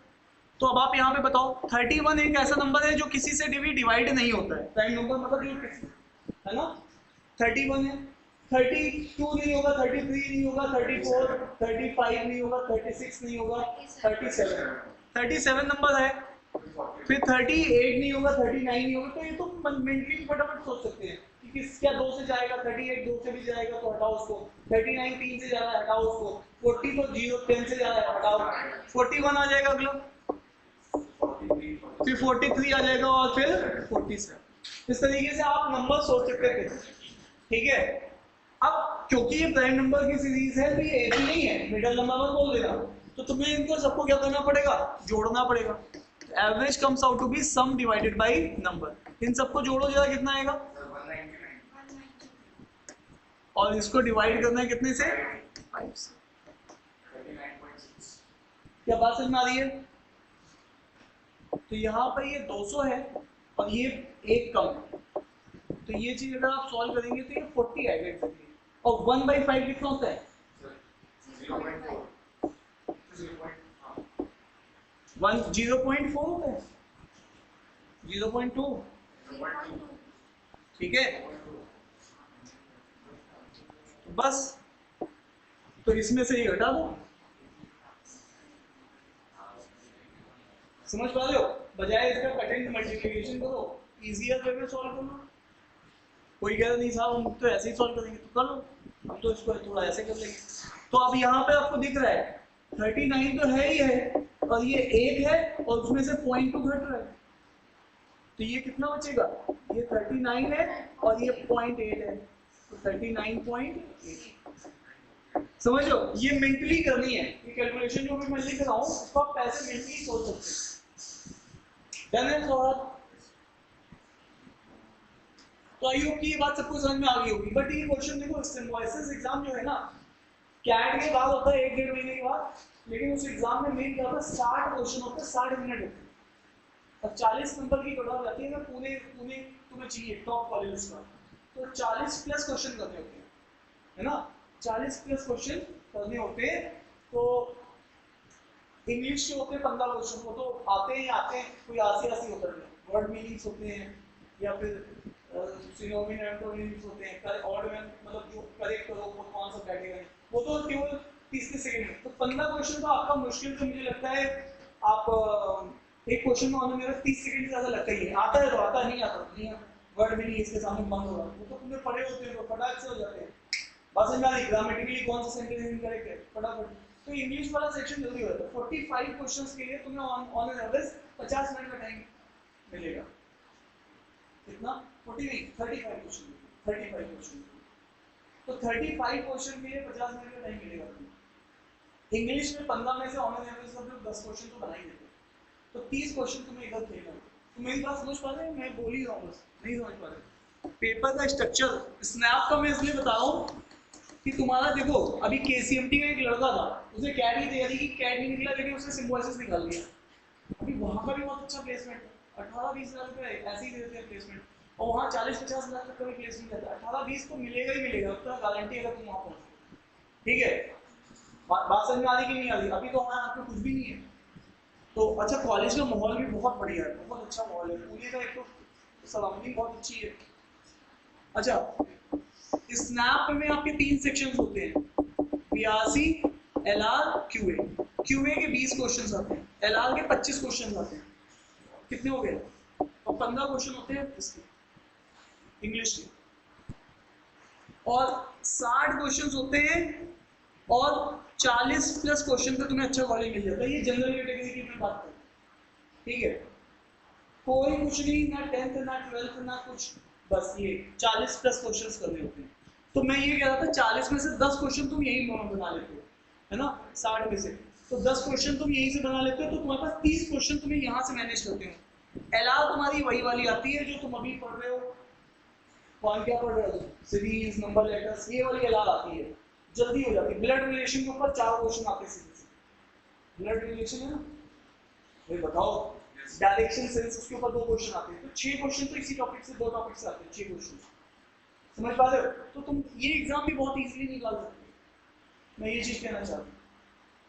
ठीक है, इसमें पेपर भी देखो ऐसे क्वेश्चन आते हैं, ये स्नैप का उठाया हुआ क्वेश्चन, तो ये नहीं बना दोगे तुम, नहीं बनाओगे, ये तो बना ही दोगे। तो मैं ये कह रहा हूँ कि मतलब इस तरीके से। और एनमेट भी ऐसे एग्जाम है, वो सब कॉलेजेस की इंफॉर्मेशन अलग से बता दूंगा एक क्लास में। अभी तो मैं तुम्हें बता रहा हूँ कि सामने लड्डू है, खा क्यों नहीं रहे हो? तुम कह रहे नहीं साहब मेरा मन नहीं है लड्डू खाने, है ना? आयुषी कह रहे दिवाली में लड्डू बहुत खा लिया था, और लड्डू नहीं खा सकते हो। ठीक है, चलिए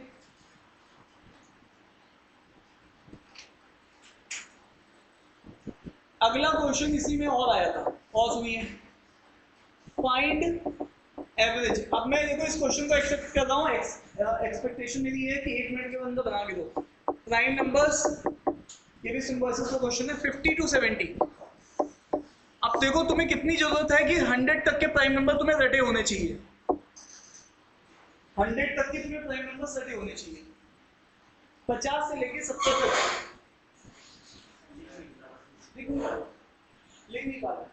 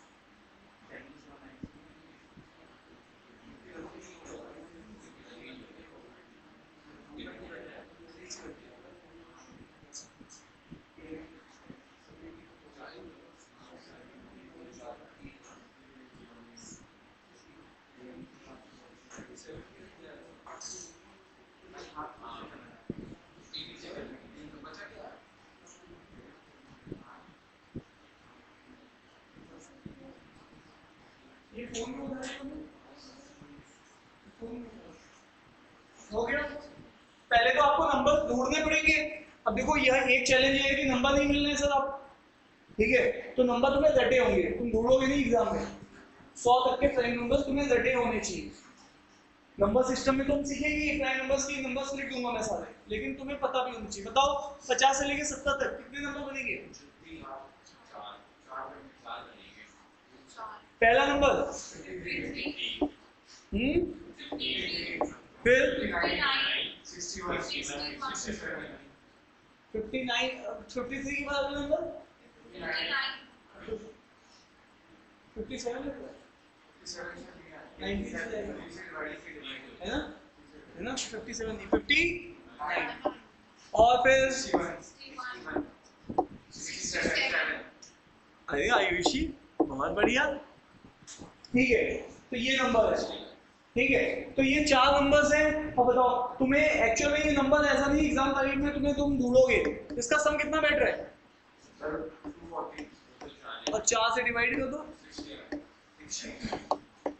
तो इसका एवरेज है 60। संभाल पा रहे हो? तो ये नमन समझ में आ रही है? किसका सर है तुम्हें 25 जो प्राइम नंबर्स है वो याद होने चाहिए। अच्छा लिखिएगा, थोड़ा सा क्वेश्चन रिवर्स में कर रहा हूं, क्वेश्चन रिवर्स में कर रहा हूं। क्वेश्चन ये है लिखना 12, 14, 16 कॉमा x, ठीक है, ये नंबर कितने हैं? 4। इन सब का जो एवरेज है वो गिवन है आपको, वो एवरेज है 15। फाइंड x, x बताना है, ठीक है। तो आपको एक ही बात मैंने बताई है, average is equal to sum by number of observation. अब आप यहाँ पे सम देखो, इन सबको जोड़ना है, तो इनको जो जोड़ो 16 और 14 कितना हो जाएगा? 30 प्लस 2, तो ये हो जाएगा 42 प्लस x, और ऐसे कितने ऑब्जर्वेशन है? 4, और इसका एवरेज कितना बैठ रहा है? 15, 15 इंटू 4 60, तो ये हो जाएगा आपके पास x। तो इसमें से ये माइनस कर दो तो कितना बैठेगा? 80। समझ में आ रही है नहीं आ रही है? इधर ये 1 है, इधर क्रॉस मल्टीप्लाई करोगे इसकी सेट पे कोई फर्क नहीं, ये 4 से मल्टीप्लाई, तो 15 प्लस इंटू 4 60, 42 इधर लेके जाओगे तो माइनस का हो जाएगा।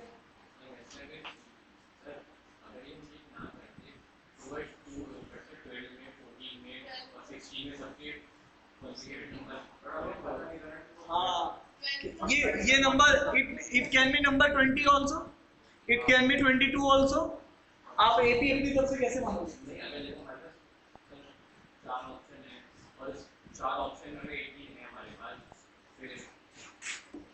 तब भी हम श्योर नहीं है ना, हो भी सकता है नहीं हो सकता। फिर तो आपने एपी मान लिया उसको, तब तो आपने ये मान लिया कि भैया नहीं, जैसे इसने कहा कि मैं तो पापा की बात मानता हूँ, डिफरेंस 2 का ही है, ये भी कह रहा है मैं पापा की बात मानता हूँ, डिफरेंस 2 का है। ये वाला बच्चा नहीं मान रहा है, इसने लव मैरिज कर लिया, ठीक है, ऐसा भी हो सकता है, ठीक है, हालात तो कुछ ऐसे ही लग रहे हैं, ठीक है। अरे बोलो पीछे वाले, तुम हंस क्यों रहे हो? मैं बता रहा हूँ कि तुम अपनी तरफ से इसको ओबीडिएंट क्यों मानो, घर वालों को लास्ट में पता चला एकदम से सौहार्द निकले तो पूरे साल बिल्कुल ठीक है, पढ़ाया लिखाया जैसे आई एम पॉइंट लड़का बदल गया एकदम से, अरे हाँ या ना, ठीक है। सौहार्द थोड़ा सा एक्टिव मोड में आ जाओ, ऐसे बिल्कुल बैठे हुए जैसे कि इलेक्शन लड़ ली हो तुम, उसमें हार हो चुकी तुम्हारी, और तुम्हारी मतलब कई संपत्ति तुम्हारे हाथ से जा चुकी है, आओ जल्दी से, ठीक है। चलिए नेक्स्ट, अब यहां पे देखिएगा,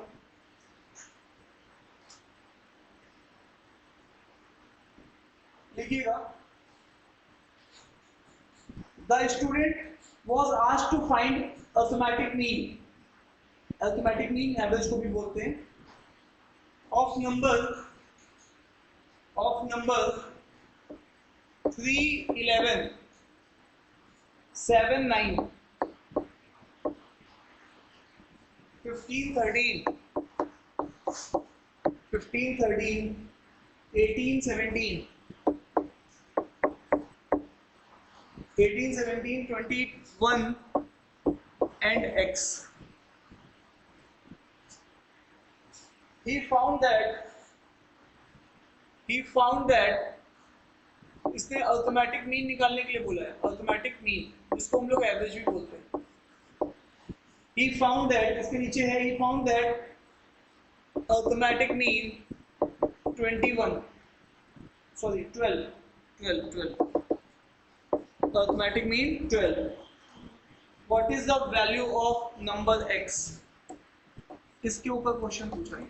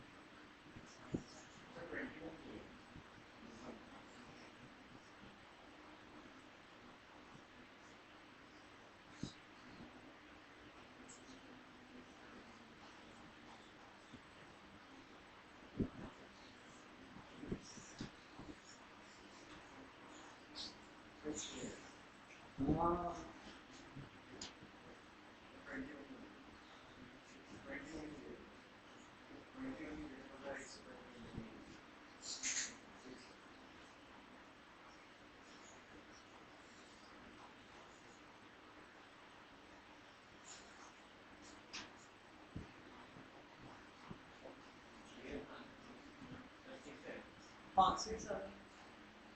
तो देखो यार, इसके लिए ना दो मेथड है।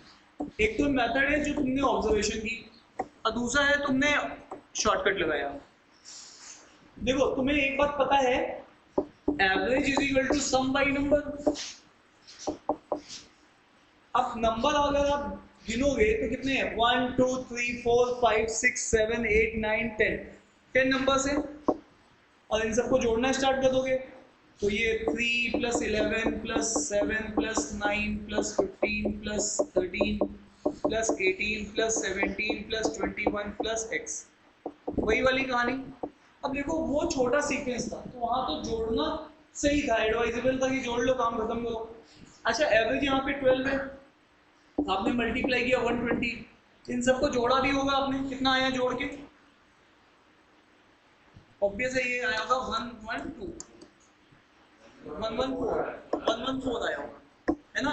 तो यहाँ पे तुमने जब इसको जोड़ा तो 114 आ गया, तो x comes out to be 6। ये हो गया, काम खत्म हो गया, ऐसे ही कर लिया होगा। अब किसी की कैलकुलेशन अच्छी है तो फटाफट कर सकता है, अगर देखो कैलकुलेशन नहीं अच्छी है तो तुम ऑब्जर्वेशन भी लगा सकते हो। ऑब्जर्वेशन क्या है? देखो ध्यान से, हेलो, तुमने क्या सीखा है? एपी का कॉन्सेप्ट। तुम ये देखोगे क्या ये यहाँ पे एपी लग पा रहा है? एपी कब लगेगा? जब नंबर या तो असेंडिंग में हो या तो डिसेंडिंग में हो, है ना? नंबर बढ़ती हुई जाती है ना, एपी मतलब नंबर की सीरीज बढ़ती है। 3 के बाद 3 जुड़ता है तो 6, 6 के बाद 3 और जुड़ता है तो 9, 9 में 3 और जुड़ता है तो 12, तो नंबर बढ़ते हुए जाते हैं। अरे यस या नो? तो तुम यहाँ पे नंबर्स को, बढ़ते हुए नंबर्स को ऑब्जर्व करो। पहला नंबर तुम्हारे पास 3 है और दूसरा नंबर है 21।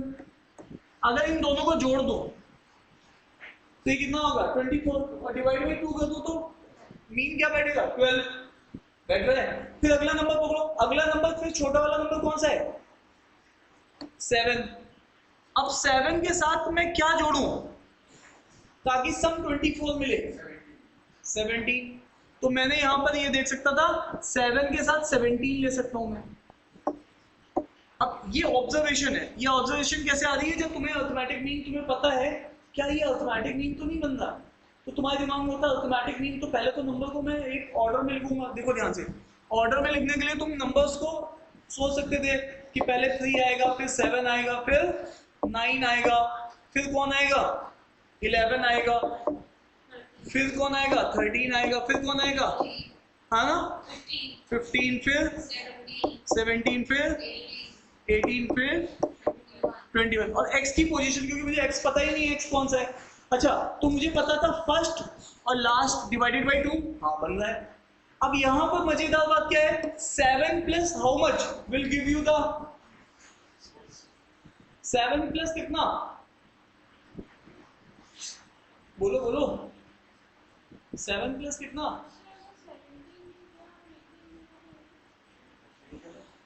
मुझे बताओ 7 में क्या जोड़ूं ताकि 24 हो जाए? 17 जोड़ो, तो ये नंबर यहाँ पे एग्जॉस्ट हो गया। क्लियर है? अच्छा दूसरी बात, अभी ये क्या है, 9 में क्या जोड़ूं ताकि वो कितना बन जाए? 15। ठीक है, 11 में क्या जोड़ूंगा? 13। तो ये सारे नंबर्स बन रहे हैं, केवल एक नंबर नहीं बनना है, वो कौन सा है? 18, है ना? तो 18 के साथ क्या जोड़ूं ताकि मेरा एवरेज वही बने? तो ऑब्वियस है 12 जोड़ूंगा, सॉरी 6 जोड़ूंगा। कितना जोड़ूंगा? 6। तो ये वाला मेथड अभी अगर आपको नहीं समझ में आ रहा है कोई बात नहीं है, इसको छोड़ दो। 18 के साथ क्या जोड़ूं? 6 डिवाइड बाई 2 करूंगा ताकि मेरा किसको सेटिस्फाई कर जाए? 12 को। ये ऑब्जर्वेशन है, ये तुम्हें धीरे से आएगी ये बात, तुम्हें जब तुम एक दो बार रिवाइज करोगे तो तुम इस बात को कनेक्ट कर पाओगे। ये तो तुम्हें समझ में आ ही गया होगा। इस तरीके से तुम्हें ऐसे देखना था कि ये एपी बन रही क्या, तो इसमें मैं 2 नंबर जोड़ता था और किसके पास मैं बैठता। अब आइए, अब मैं आपको, अभी तक मैंने आपको केवल 2 कॉन्सेप्ट सिखाए हैं। पहला कॉन्सेप्ट क्या सिखाया? एक formula some divided by number. दूसरा मैंने तुम्हें सिखाया एपी का कॉन्सेप्ट कि एपी में मिड में एवरेज है। अब मैं तीसरे कॉन्सेप्ट की तरफ जा रहा हूं। अब मैं तीसरे कॉन्सेप्ट की तरफ जा रहा हूं, वो कॉन्सेप्ट है आपके पास, लिखिएगा, assumed mean. Assumed mean method, जिसको हम लोग कई बार बोलते हैं assumed average method. Average method, ठीक है? तो वापस आइए, यहां तक नोट कर लिया सबने?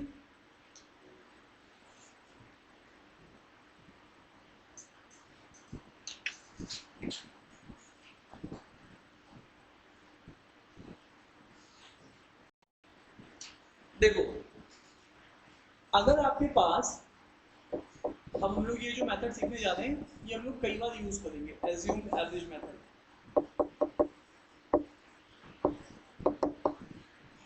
सबसे पहले तुम्हें पता होना चाहिए, डे टू डे लाइफ में हम लोग ना चाहते हुए मार्क्स एक दूसरे के पूछते रहते हैं, ना चाहते हुए भी हम मार्क्स के बाद हम एक दूसरे के, तुम्हें फोन नहीं वाइब हो सकता है, अरे मम्मी का हो पापा का हो, फोन साइलेंट पे रखो ना।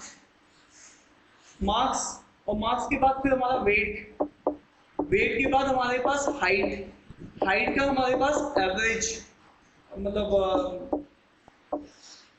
वेट, हाइट, मार्क्स, और उसके बाद हमारे पास फॉर एग्जांपल कोई भी डे टू डे लाइफ का डेटा हो, जैसे कि हमारी किसी की एज, एवरेज एजेस की बात हम लोग करते हैं। ये कुछ क्वेश्चंस ऐसे हैं जो हम लोग बार बार एक दूसरे से पूछते रहते हैं कि भैया तुम्हारे पास क्या मार्क्स चल रहे हैं, तुम्हारी क्लास के कितना एवरेज चल रहा है, ठीक है? तो अब वापस आओ, मैं तुमसे ये चीज समझाना चाह रहा हूँ कि ये सारी की सारी चीजें गॉसियन को फॉलो करती है, गॉसियन डिस्ट्रीब्यूशन को फॉलो करती है। और गॉसियन डिस्ट्रीब्यूशन क्या होता है? देखो, डे टू डे लाइफ के जितने भी ग्राफ है ना, वो गॉस लॉ को फॉलो करते हैं, ये गॉसियन डिस्ट्रीब्यूशन है। देख लो ध्यान से। अब ये गॉसियन डिस्ट्रीब्यूशन क्या होता है? जो भी ये पॉइंट होता है इस चीज को हम लोग बोलते हैं एवरेज। और जैसे कि समझाने के लिए मैं तुमको समझा रहा हूं, जैसे मान लो जब मैं पंजाब में क्लास लेता था, तो पंजाब में जो गर्ल्स थी उनकी जो हाइट है, एवरेज हाइट है, गर्ल्स की जो एवरेज हाइट है वो यहाँ से काफी ज्यादा 5.5 के अराउंड है। यूपी में गर्ल्स की एवरेज हाइट 5.1 के अराउंड है। गलत क्या होगा? ठीक है, तो क्या यूपी में गर्ल्स की एवरेज हाइट कितनी होगी? 5.1, 5.2 लगा लेते हैं, क्या शेप लगा लेते हैं, ठीक है? अच्छा, और पंजाब में ये हाइट कितनी है? 5.5 या 5.6। पंजाब में तो लड़कियां लगभग ऐसी आती थी जैसे मेरे बराबर ही हाइट थी, ठीक है? कुछ और भी लंबी होती थी, ठीक है? अब यहाँ पर इंपॉर्टेंट बात क्या है कि अब पंजाब में मान लो ऑन एन एवरेज हाइट लड़कियों की 5.5 है, ठीक है? अब ये एवरेज हाइट है, अब सारा ग्राफ ज्यादातर 5.5 के अराउंड होगा, ठीक है? अब मान लेते हैं कि यहाँ पर ध्यान से देखिएगा सौहार्द, अगर कोई लड़की की हाइट एवरेज से कम हुई, मान लीजिए 4.9 हुई, पंजाब में भी छोटी लड़कियां होंगी ऑब्वियस है, और कुछ लड़कियां उनसे ज्यादा भी होंगी, लेट अस अज्यूम 5.9 की होंगी। तो ये जो 4.9 वाली लड़कियां है ना, इनको क्या लगेगा, काश में थोड़ी लंबी होती। क्या लगेगा, काश में थोड़ी लंबी होती, हाँ या ना। और जो लंबिया लड़कियां हैं, जो यहाँ पर जो इनसे भी टॉलर लड़कियां हैं, इनको लगेगा कि यार हमारे लिए लड़का ही नहीं मिलेगा, लड़के की बराबर ही हमारे, तो इनको लगेगा काश में थोड़ी क्या होती, शॉर्टर होती। अरे हाँ यार, ट्रेन में जाएंगी तो उनके पास पैर बाहर निकल आएंगे, तो वो हर समय क्या सोचेगी, काश में थोड़ी छोटी होती, और जो छोटी लड़की वो क्या सोचेगी, काश में थोड़ी। अरे हाँ यार, इसका मतलब है दोनों तरफ से धक्का लग रहा है, किसको, कल को। इधर से इधर वाले प्रेस कर रहे हैं काश, इधर वाले भी प्रेस कर रहे हैं काश, तो जिसकी वजह से ये शेप कैसा होता है, बेल शेप आ जाता है। कैसा शेप आ जाता है, बेल शेप। और बेल शेप के डिस्ट्रीब्यूशन को ही बोलते हैं गॉसियन डिस्ट्रीब्यूशन। क्या बोलते हैं, गॉसियन डिस्ट्रीब्यूशन। अरे यस या नो। इसी तरीके से तुम अगर मार्क्स का भी डिस्ट्रीब्यूशन देखोगे, अगर मार्क्स, तो मान लो क्लास में 100 नंबर का पेपर है, तो ज्यादातर बच्चे 50 और 60 वाली रेंज के अराउंड ही रहेंगे। अरे यस या नो। 90 वाले बच्चे भी बहुत कम होंगे और 30-35 वाले बच्चे भी बहुत कम होंगे। ठीक है, तो इसका मतलब है इधर भी 30-35 वाले, तो ज्यादातर बच्चे कहाँ मिलेंगे, इसी रेंज में मिलेंगे। जैसे कि कैट का परसेंटेज, ज्यादातर बच्चे 85 से 95 के बीच होंगे, 95 से भी कम होने स्टार्ट हो जाएंगे और 85 से भी कम होने स्टार्ट हो जाएंगे। बात समझ में आ रही है कि नहीं आ रही है, मैं पढ़ने वाले बच्चों की बात कर रहा हूँ। ठीक है, तो पढ़ के जा रहे हैं, तो 85 से 95 के बीच में मेजॉरिटी मिल जाएगी आपको। ठीक है, हाँ या ना। तो यहाँ पर ये सारे डिस्ट्रीब्यूशन, चाहे मार्क्स का उठा लो, वेट का उठा लो, हाइट का उठा लो, है ना। जैसे कि फॉर एग्जांपल लड़कियों में वेट की बात कर लो, तो ऑन एन एवरेज लड़कियों का वेट होता है 50, जो लड़की 45 की कह रही है मैं बहुत कुपोषण फील कर रही हूँ। ठीक है, ठीक। और जो लड़की हैवी है वो कह रही है कि काश मैं थोड़ी पतली हो जाऊँ, दिवाली में रेजोल्यूशन लिया तो उसने कि मैं पतली होंगी। ठीक है, लेकिन उसने लड्डू लड्डू खाती रही, पतली हुई नहीं है। ठीक है, आयुषी अपने ऊपर मत सोचिए। ठीक है, वापस से बात कर रहे हैं, तो इसका मतलब जितने भी डिस्ट्रीब्यूशन चल रहे हैं ये चल वही रहे हैं। क्या कोई एक एवरेज वैल्यू के अराउंड पूरा डिस्ट्रीब्यूशन सेंट्रली है, उसको बोलते हैं सेंट्रल मीन। इसी एवरेज को बोलते हैं सेंट्रल मीन। ठीक है, ये डिस्ट्रीब्यूशन के ऊपर क्वेश्चन एक्चुअल में क्यों इतना बोल रहा हूँ इसके बारे में, क्योंकि आईआईटी में अगर आप एमबीए करने के लिए जाओगे, आईआईटी देखो सेक्शनल कट ऑफ आईआईटी में नहीं है। तुम्हारा मान लो तुम्हारा किसी में सेक्शनल कट ऑफ हो गया, तो आईआईटीज कहते हैं कि हमें सेक्शनल कट ऑफ से मतलब नहीं है, तुम्हारा 80% के ऊपर है, तुम हमारे आओ, इंटरव्यू दो, इंटरव्यू निकाल लो, सीट ले लो। बात समझ में आ रही कि नहीं आ रही। तो इंटरव्यू में वो यही क्वेश्चन पूछते हैं, स्टैटिस्टिक्स के क्वेश्चन पूछते हैं। ठीक है, तो वहाँ पे वो एग्जाम के बाद इंटरव्यू में अगर तुम्हारा मान लो किसी वजह से कोई सेक्शनल कट ऑफ हो गया, तुम आईआईएम नहीं जा पा रहे हो, तुम आईआईटी जा सकते हो। तो आईआईटी में ये सब स्टैटिस्टिक्स पूछते ही पूछते हैं, यही सब पूछते हैं। तो उसमें ये गॉसियन डिस्ट्रीब्यूशन पहली चीज होती है जो वो पूछते हैं। ठीक है, क्या बात समझ में लग गया। तो इसका मतलब है ये जो एवरेज वैल्यू है ये वो चाहत है जिसके अराउंड सब होना चाहते हैं। ठीक है, एवरेज के अराउंड सब लोग आना चाहते हैं। चलो सर, हमने तो सीख लिया। आप तो कुछ और बोल रहे थे कि हमें ये सिखाएंगे एज्यूम्ड मीन मेथड। हाँ, तो हम लोग यही मानेंगे, हम लोग अपना मीन खुद मान लेंगे कि मेरा मीन ये है। और अब ये ध्यान से देखो, इधर देखो, जैसे हम लोगों ने यहाँ पे बात की थी इस चीज की, ये जो लड़की है 5.9 वाली, और हमें चाहत क्या थी 5.5 की, तो हम 5.9 से 5.5 कितनी दूरी पे है, इस चीज को डेविएशन बोलते हैं। इस चीज को क्या बोलते हैं, डेविएशन। इस चीज को क्या बोलते हैं, डेविएशन। इस चीज को क्या बोलते हैं, डेविएशन। क्या बात समझ में आ रही है कि नहीं आ रही है। ठीक है, तो यहाँ पर 4.9 से 5.3 की जो दूरी है उसको डेविएशन बोलते हैं, और ये 5.5 से 5.9 की जो दूरी है उसको भी क्या बोलते हैं, डेविएशन बोलते हैं। क्या बात समझ में आ रही है कि नहीं आ रही है। अरे हाँ या ना, डन है। तो आई होप की बात सभी को समझ में आ रही है।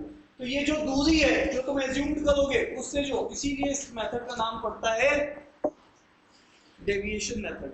इसको हम लोग कई बार क्या बोलते हैं, डेविएशन मेथड बोलते हैं, कि जो भी तुम मानोगे उससे तुम्हारा कितना डेविएशन है। ठीक है, तो साहब आइए चलो इसके ऊपर क्वेश्चंस करते हैं। क्वेश्चंस करते हैं इसके ऊपर। सर क्वेश्चन कौन से करेंगे, इधर आओ। इन्हीं क्वेश्चन को हम लोग वापस से एक बार ट्राई करते हैं। ये क्वेश्चन उतने बेटर रहेंगे नहीं करने के लिए, डेविएशन से तो सभी से आंसर जाएगा, लेकिन हम लोग क्वेश्चन वो करना चाह रहे हैं जिससे डेविएशन एक्चुअल में दिखा सकें कि हाँ देखो डेविएशन से फायदा हुआ। आओ नोट करिएगा, डेविएशन मेथड से मैं कुछ क्वेश्चंस ले रहा हूँ, फिर आप उसको डेविएशन मेथड से भी लगा के सीखेंगे कि डेविएशन मेथड कैसे किया जाए। हाँ सेम सेम एक ही चीज। अब मैं एवरेज निकालने का तुम्हें एक शॉर्टकट तरीका बता रहा हूँ जिसको बोलते हैं एज्यूम्ड एवरेज मेथड। ठीक है, चलो अब आप लिखना, जैसे मान लीजिए आपके पास स्टेट है और उनकी कुछ प्रोडक्शन, स्टेट है A B C D E, ये मान लो इंडिया की कुछ स्टेट्स हैं और उनके अंदर ये प्रोडक्शंस हो रही है। ठीक है, प्रोडक्शन वीट की हो सकती है, जिसकी भी हो सकती है, किसी एक फसल की कोई क्या है प्रोडक्शन है। ठीक है, तो हमें उसकी एवरेज प्रोडक्शन बतानी है। ठीक है, तो यहाँ पे देखिए ये है 1104, 1108, 1122, 1112,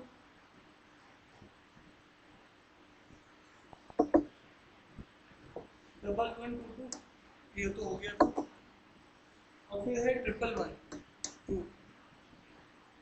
नहीं 1114, 1114, आई एम रियली सॉरी अगर किसी ने नोट कर लिया, 1105 ये है। अब आइए इस वाले क्वेश्चन को हमें करना है। अब आप देखो ना ध्यान से, यहाँ पर आपके पास डेटा जो है अगर आप जोड़ने जाओगे तो जोड़ भी सकते हो, जिनकी कैलकुलेशन सही हो फटाफट जोड़ भी लेंगे। तो वो मेथड तुम लोगों ने सीख लिया, मेथड 1 तुम लोग सीख चुके हैं। ठीक है, कि एवरेज निकालना है, सम बाई नंबर ऑफ ऑब्जर्वेशन करना है। हमारा कॉन्सेप्ट जो है एज्यूम्ड एवरेज का है आज। तो मुझे आप एक चीज बताइएगा, ध्यान से सुनो इधर सब लोग, आपको सबसे पहले इसमें हाईएस्ट वैल्यू कौन सी है, जल्दी बोलो, इनमें से हाईएस्ट वैल्यू कितनी है 1122 और लोएस्ट वैल्यू कितनी है 1104। इसके बीच की कोई एक वैल्यू मान लो। सर क्या इससे ज्यादा कम मानेंगे, आंसर सभी से आ जाएगा, लेकिन एडवाइजेबल है इसके बीच की कोई वैल्यू, तो हम लोग 1110 मान लेते हैं। इसका मानने का फायदा क्या है, 1110 इन दोनों के बीच में भी है और 10 में से माइनस करने और प्लस करने में हमें आसानी भी रहती है। सर 1109 मान लेते तो कैलकुलेशन में मिस्टेक होने की चांसेस है। अब आपने 1110 मान लिया, अब मुझे आप यहाँ पे ये बताना स्टार्ट करो कि ये नंबर इससे ज्यादा है या कम है। 1104 इससे कम है, बट कितना कम है, जल्दी से बोलो कितना कम है, 6 की कमी है। अब देखो ध्यान से, एक तरीके से तुमने ये अपनी चाहत रखी है, ये चाहत तुम्हारी क्या है 1110, ये तुम्हारी चाहत है। तुम अगर इधर या इधर, तो ये क्या है, अगर ये नंबर है तो ये इतने की कमी है और ये है तो इतने की ज्यादा है। जैसे एक लड़की की हाइट थी, अगर इधर वाली लड़की थी तो इतनी ज्यादा है और इधर वाली लड़की इतनी कम है। किससे, इस चाहत वैल्यू से, मीन वैल्यू से जो हमने माना है। तो अभी तुमने क्या माना है, अभी हमने ये अपना एज्यूम्ड एवरेज माना है। क्या माना है, एज्यूम्ड एवरेज अपना 1110 माना है, तो 6 की कमी है। अब देखो ध्यान से, इससे ये कितना कम है, 2 कम है, इससे ये कितना ज्यादा है, देखो जो तुमने माना है अपनी चाहत, और ये जो नंबर है ये तुम्हारे से कितना ज्यादा है 12 ज्यादा है, तो प्लस में लिख दो।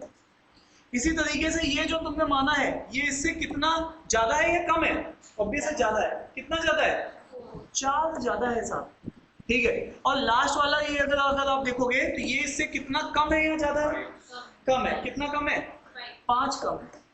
आपने ये कितने चीजों का डेविएशन लिया है, 5 लोगों का लिया है, तो डिवाइड बाई 5 भी करना। सर कर क्या रहे हैं भाई, ये इतने बड़े नंबर जोड़ने घटाने की जगह हम छोटे नंबर जोड़ घटा रहे हैं, कैलकुलेशन हमारी छोटे नंबर्स की हो रही है। तो इनको जरा इसको एक बार सॉल्व करते हैं, तो ये कितना बैठेगा, ये होगा -8। अरे इसको सबको जोड़िए, सबको सब जोड़िए, देखो -8 -5 -13 प्लस का 12 और 4 16, तो ये हो जाएगा 3/5 और ये कितना हो जाएगा 0.6, कितना हो जाएगा 0.6। ये प्लस का है या माइनस का है? प्लस का। अब ध्यान से सुनना, इसी चीज को कहते हैं करेक्शन। इसी चीज को क्या बोलते हैं? करेक्शन। तुमने जो एज्यूम किया था ना, वो तो ये एज्यूम किया था, तो तुम्हारा जो करेक्ट मीन आएगा, जो तुमने करेक्ट एवरेज आएगा तुम्हारा, वो होगा एज्यूम्ड प्लस करेक्शन। एज्यूम्ड कितना था? 1110 और करेक्शन कितने का है? प्लस में 0.6 का। सब माइनस होता तो घटा देते, तो 1110.6 ये मेरा हो जाएगा एक्चुअल में करेक्टेड एवरेज। सर इससे हमें फायदा क्या होगा? फायदा लाला तुम्हें ये होगा कि तुमने छोटी वैल्यू में डील किया।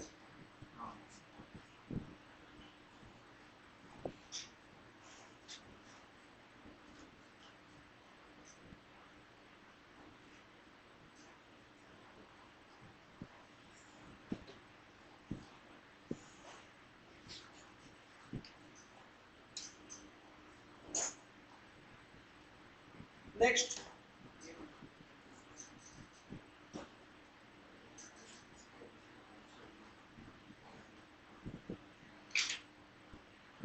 डन।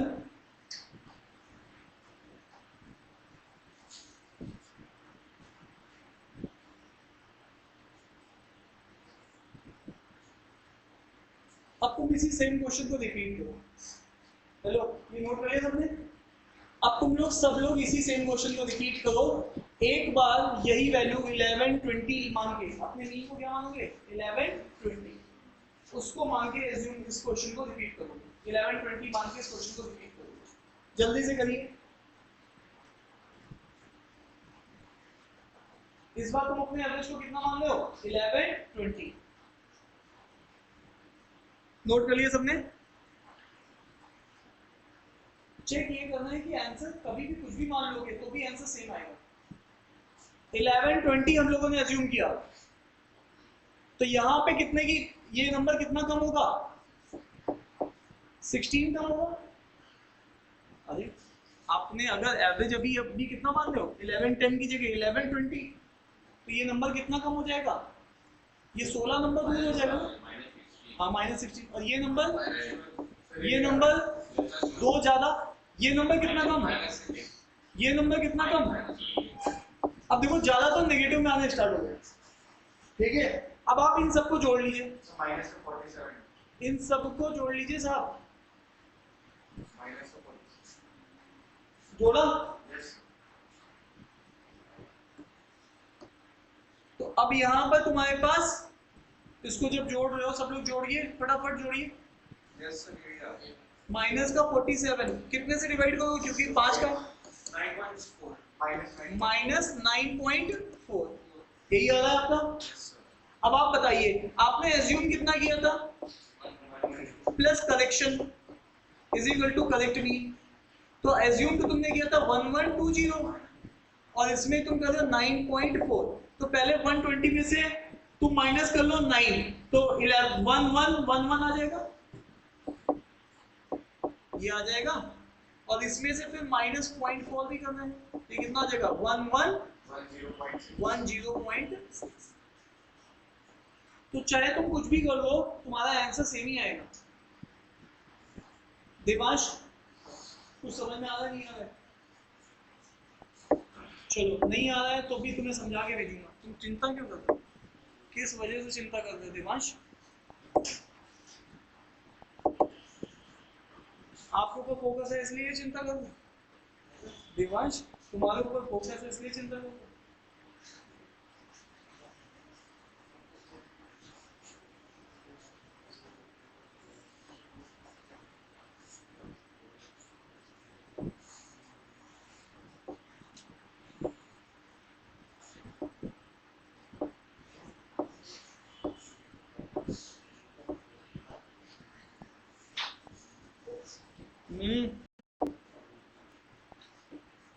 एक क्वेश्चन लिख रहा हूं मैं फिर से। ये आपकी स्टेट है, ये आपकी प्रोडक्शन है। आप पहले बताना आप वैल्यू कौन सी मानोगे। 860 है, सॉरी ये तो स्टेट के नाम होने चाहिए थे, इनके नाम वही है A B C D E. यहाँ पर 860 है, ठीक है। ये क्वेश्चन भी एग्जाम में पूछा था, ये भी सीमेट एग्जाम में पूछा हुआ क्वेश्चन है। सीमेट मतलब जो महाराष्ट्र के एमबीए के अच्छे कॉलेजेस हैं उनके लिए एंट्रेंस कराता है, इजी एग्जाम में कैटेगराइज होता है, ठीक है। इसमें ये चीज पूछी थी। हाँ देखो मैंने तुम्हें क्या बताया है कि तुम्हें बीच में मानना है, उसमें कुछ प्लस आ जाएंगे कुछ माइनस आ जाएंगे, तो प्लस माइनस आपस में और कैंसिल होंगे और छोटी कैलकुलेशन हो जाएगी। तो तुम लोग इसमें एज्यूम्ड एवरेज कितना मान लो, 870 मान लो। चलो ये आपने एज्यूम कर लिया अपना एवरेज 870। तो अब ये सारे नंबर्स तुम सोचोगे 870 से कम है या ज्यादा है, कम है तो कितना कम है और ज्यादा है तो कितना ज्यादा है। तुम्हें ज्यादा और कम ही लिखना है बस केवल।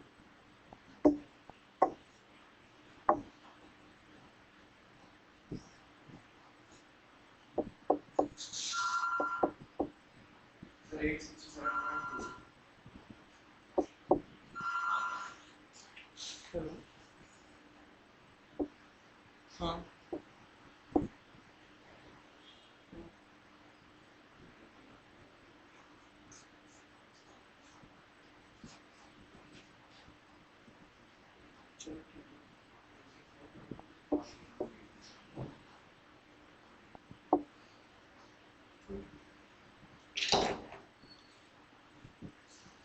बताइए, जोड़ लिया। तो ये 870 मानने पे ये 10 कम है, ये 20 कम है, ये तो बिल्कुल जीरो पे है, जो चाहा था उसी पे है। ये 12 ज्यादा है, ये 4 ज्यादा है, ठीक है। तो अब आप देखो पॉजिटिव का तो 16 आ रहा है और नेगेटिव का -30, तो -30 और 16 कितना आएगा, माइनस का डन। तो तुम्हारे पास -14 कब आया, जब तुमने कितने सैंपल लिए, 5 लिए, तो 5 से डिवाइड भी कर दो तो ये कितना आ जाएगा, माइनस का 2.8। ये तुम्हारा कौन सा फैक्टर है, करेक्शन। ये तुम्हारा कौन सा फैक्टर है, करेक्शन का फैक्टर है। तो अब तुम क्या करोगे, अपने तुम अब क्या करोगे, करेक्ट एवरेज निकालोगे। क्या निकालोगे, करेक्ट एवरेज। वो क्या होता है, जो तुमने माना assumed average plus correction, correction plus का भी हो सकता है और माइनस का भी। तो एज्यूम्ड एवरेज हमने कितना माना था, 870 में से 2.8। अब बताओ ये बड़े नंबर्स को डील करना आसान है या ये छोटे नंबर्स, इसीलिए इसको बोलते हैं शॉर्ट। ये बात समझ में आ रही कि नहीं आ रही, ये कितना आ जाएगा 867.2। क्लियर है, तो तुम्हें आई होप की बात समझ में आ गई है। डन।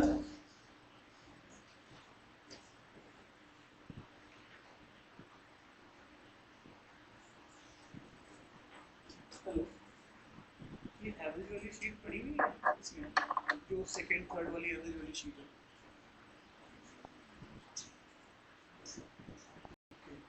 ठीक, अब मैं आपको कुछ क्वेश्चन सैंपल के लिए दे रहा हूँ, आप उसको ट्राई कर लीजिए एक बार।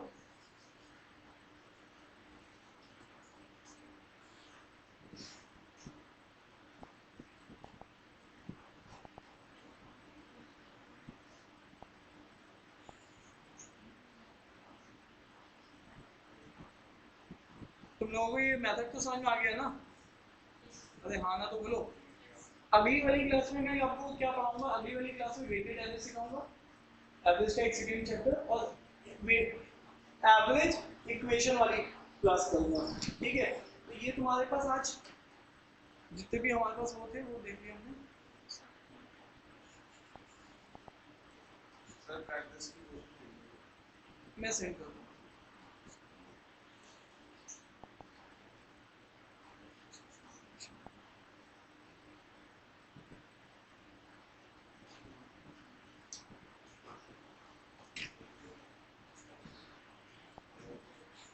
इसमें तो है नहीं, ये शीट अरे आप पेन ड्राइव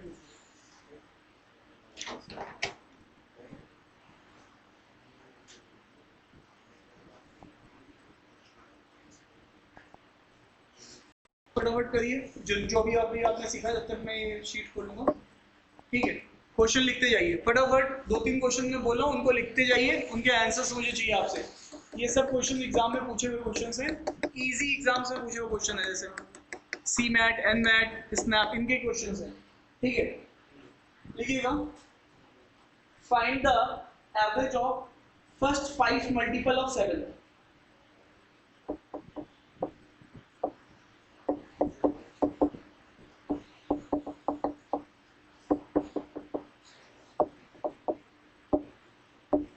जिसका भी आएगा ऐसा बोलेगा नहीं, ठीक है। Next, second question, average of 10 consecutive, average of 10 consecutive even number,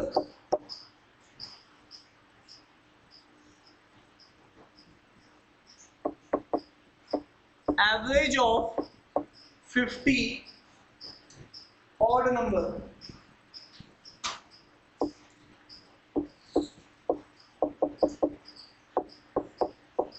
first 50 odd number।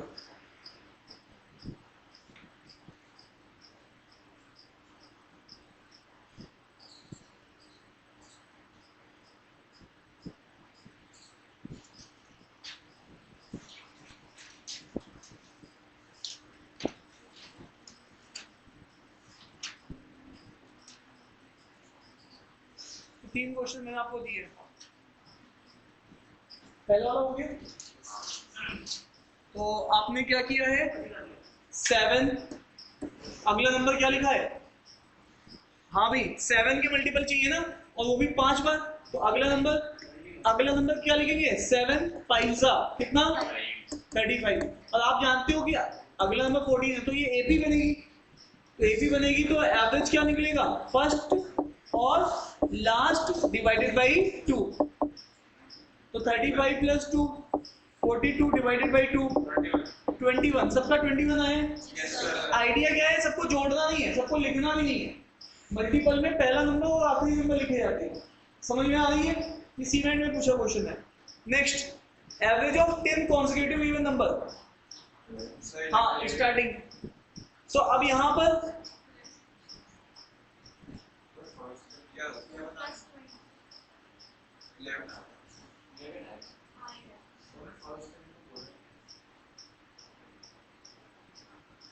वही है,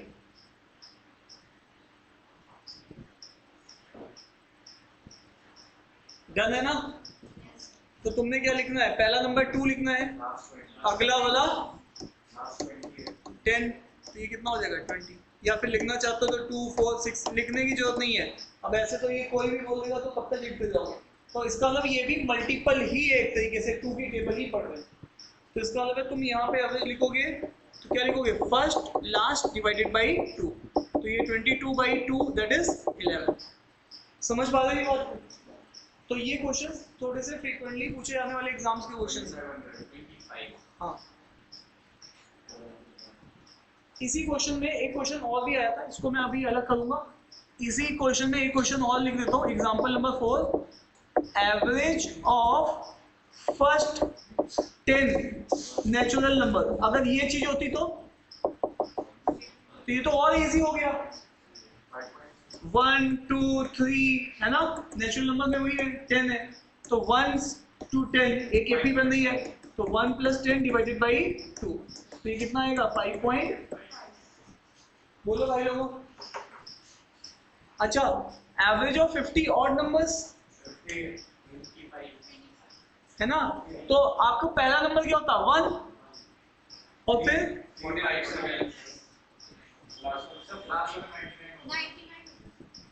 है ना, दो के अंतर से चल रहा है ना। समझ रहे हो, अगला नंबर 3 होगा। तो तुम समझ पा रहे हो, तो लास्ट वाला नंबर क्या होगा? हाँ या ना? तो यहाँ पे लास्ट वाला क्वेश्चन में देखो,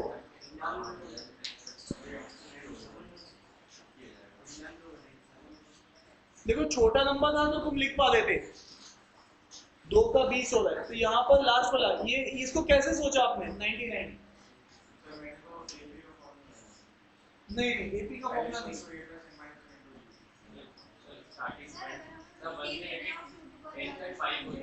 सुन लो सीधी सीधी बात, आपको कुछ नहीं करना है। अगर कभी भी ऐसा पूछता है तो मैं आपको सीधे एक नोट पॉइंट दे देता हूं, उसको ध्यान रखना, काम हो जाएगा। फर्स्ट n ऑड नंबर का एवरेज पूछता है तो सीधे n बोलना है तुम्हें। तुम्हारे पास ये नंबर कितना बनना था 99, तो तुम क्या कर रहे थे फर्स्ट और लास्ट यही तो कर रहे थे और डिवाइडेड बाई 2 करते थे तो 50। तो मैंने क्या पूछा था 50 नंबर का, तो तुम्हारा आंसर सीधे एवरेज क्या होगा 50 ही होगा। मैं पूछूं 101 ऑड नंबर तो 101 कैंसिल हो जाएगा। मैं पूछता हूँ 1000 2 नंबर तक जितने ऑड नंबर लिखो 1002 ही तुम्हारा आंसर है, तुम्हें निकालने की कोई जरूरत नहीं। और सुनो एक नोट पॉइंट इसमें और याद रखना, अगर ये सम पूछ ले तो सम होगा n²। ये स्टैंडर्ड केस है जो कि तुम्हें निकालने की कोई जरूरत ही नहीं है। अगर वो पूछ रहा है हाँ भाई अब देखो क्वेश्चन कितना आसान हो गया, मैं बोल रहा हूं 503 नंबर तक के ऑड नंबर का एवरेज बताओ। अब मैं पूछ लूं कि 503 तक जितने भी ऑड नंबर है उनके नंबर्स जो भी होंगे ऑड नंबर्स उनके सम बताओ। 503 का बस ये सीधी बात याद है ना, इसमें कोई तुम्हारे लिए कोई कंफ्यूजन की बात ही नहीं होगी। ठीक है डन। अरे बोलो यही चीज पूछ रहा था कि कैसे निकाल लो। नेक्स्ट, तो चलो आज की क्लास यहीं पे करेंगे खत्म।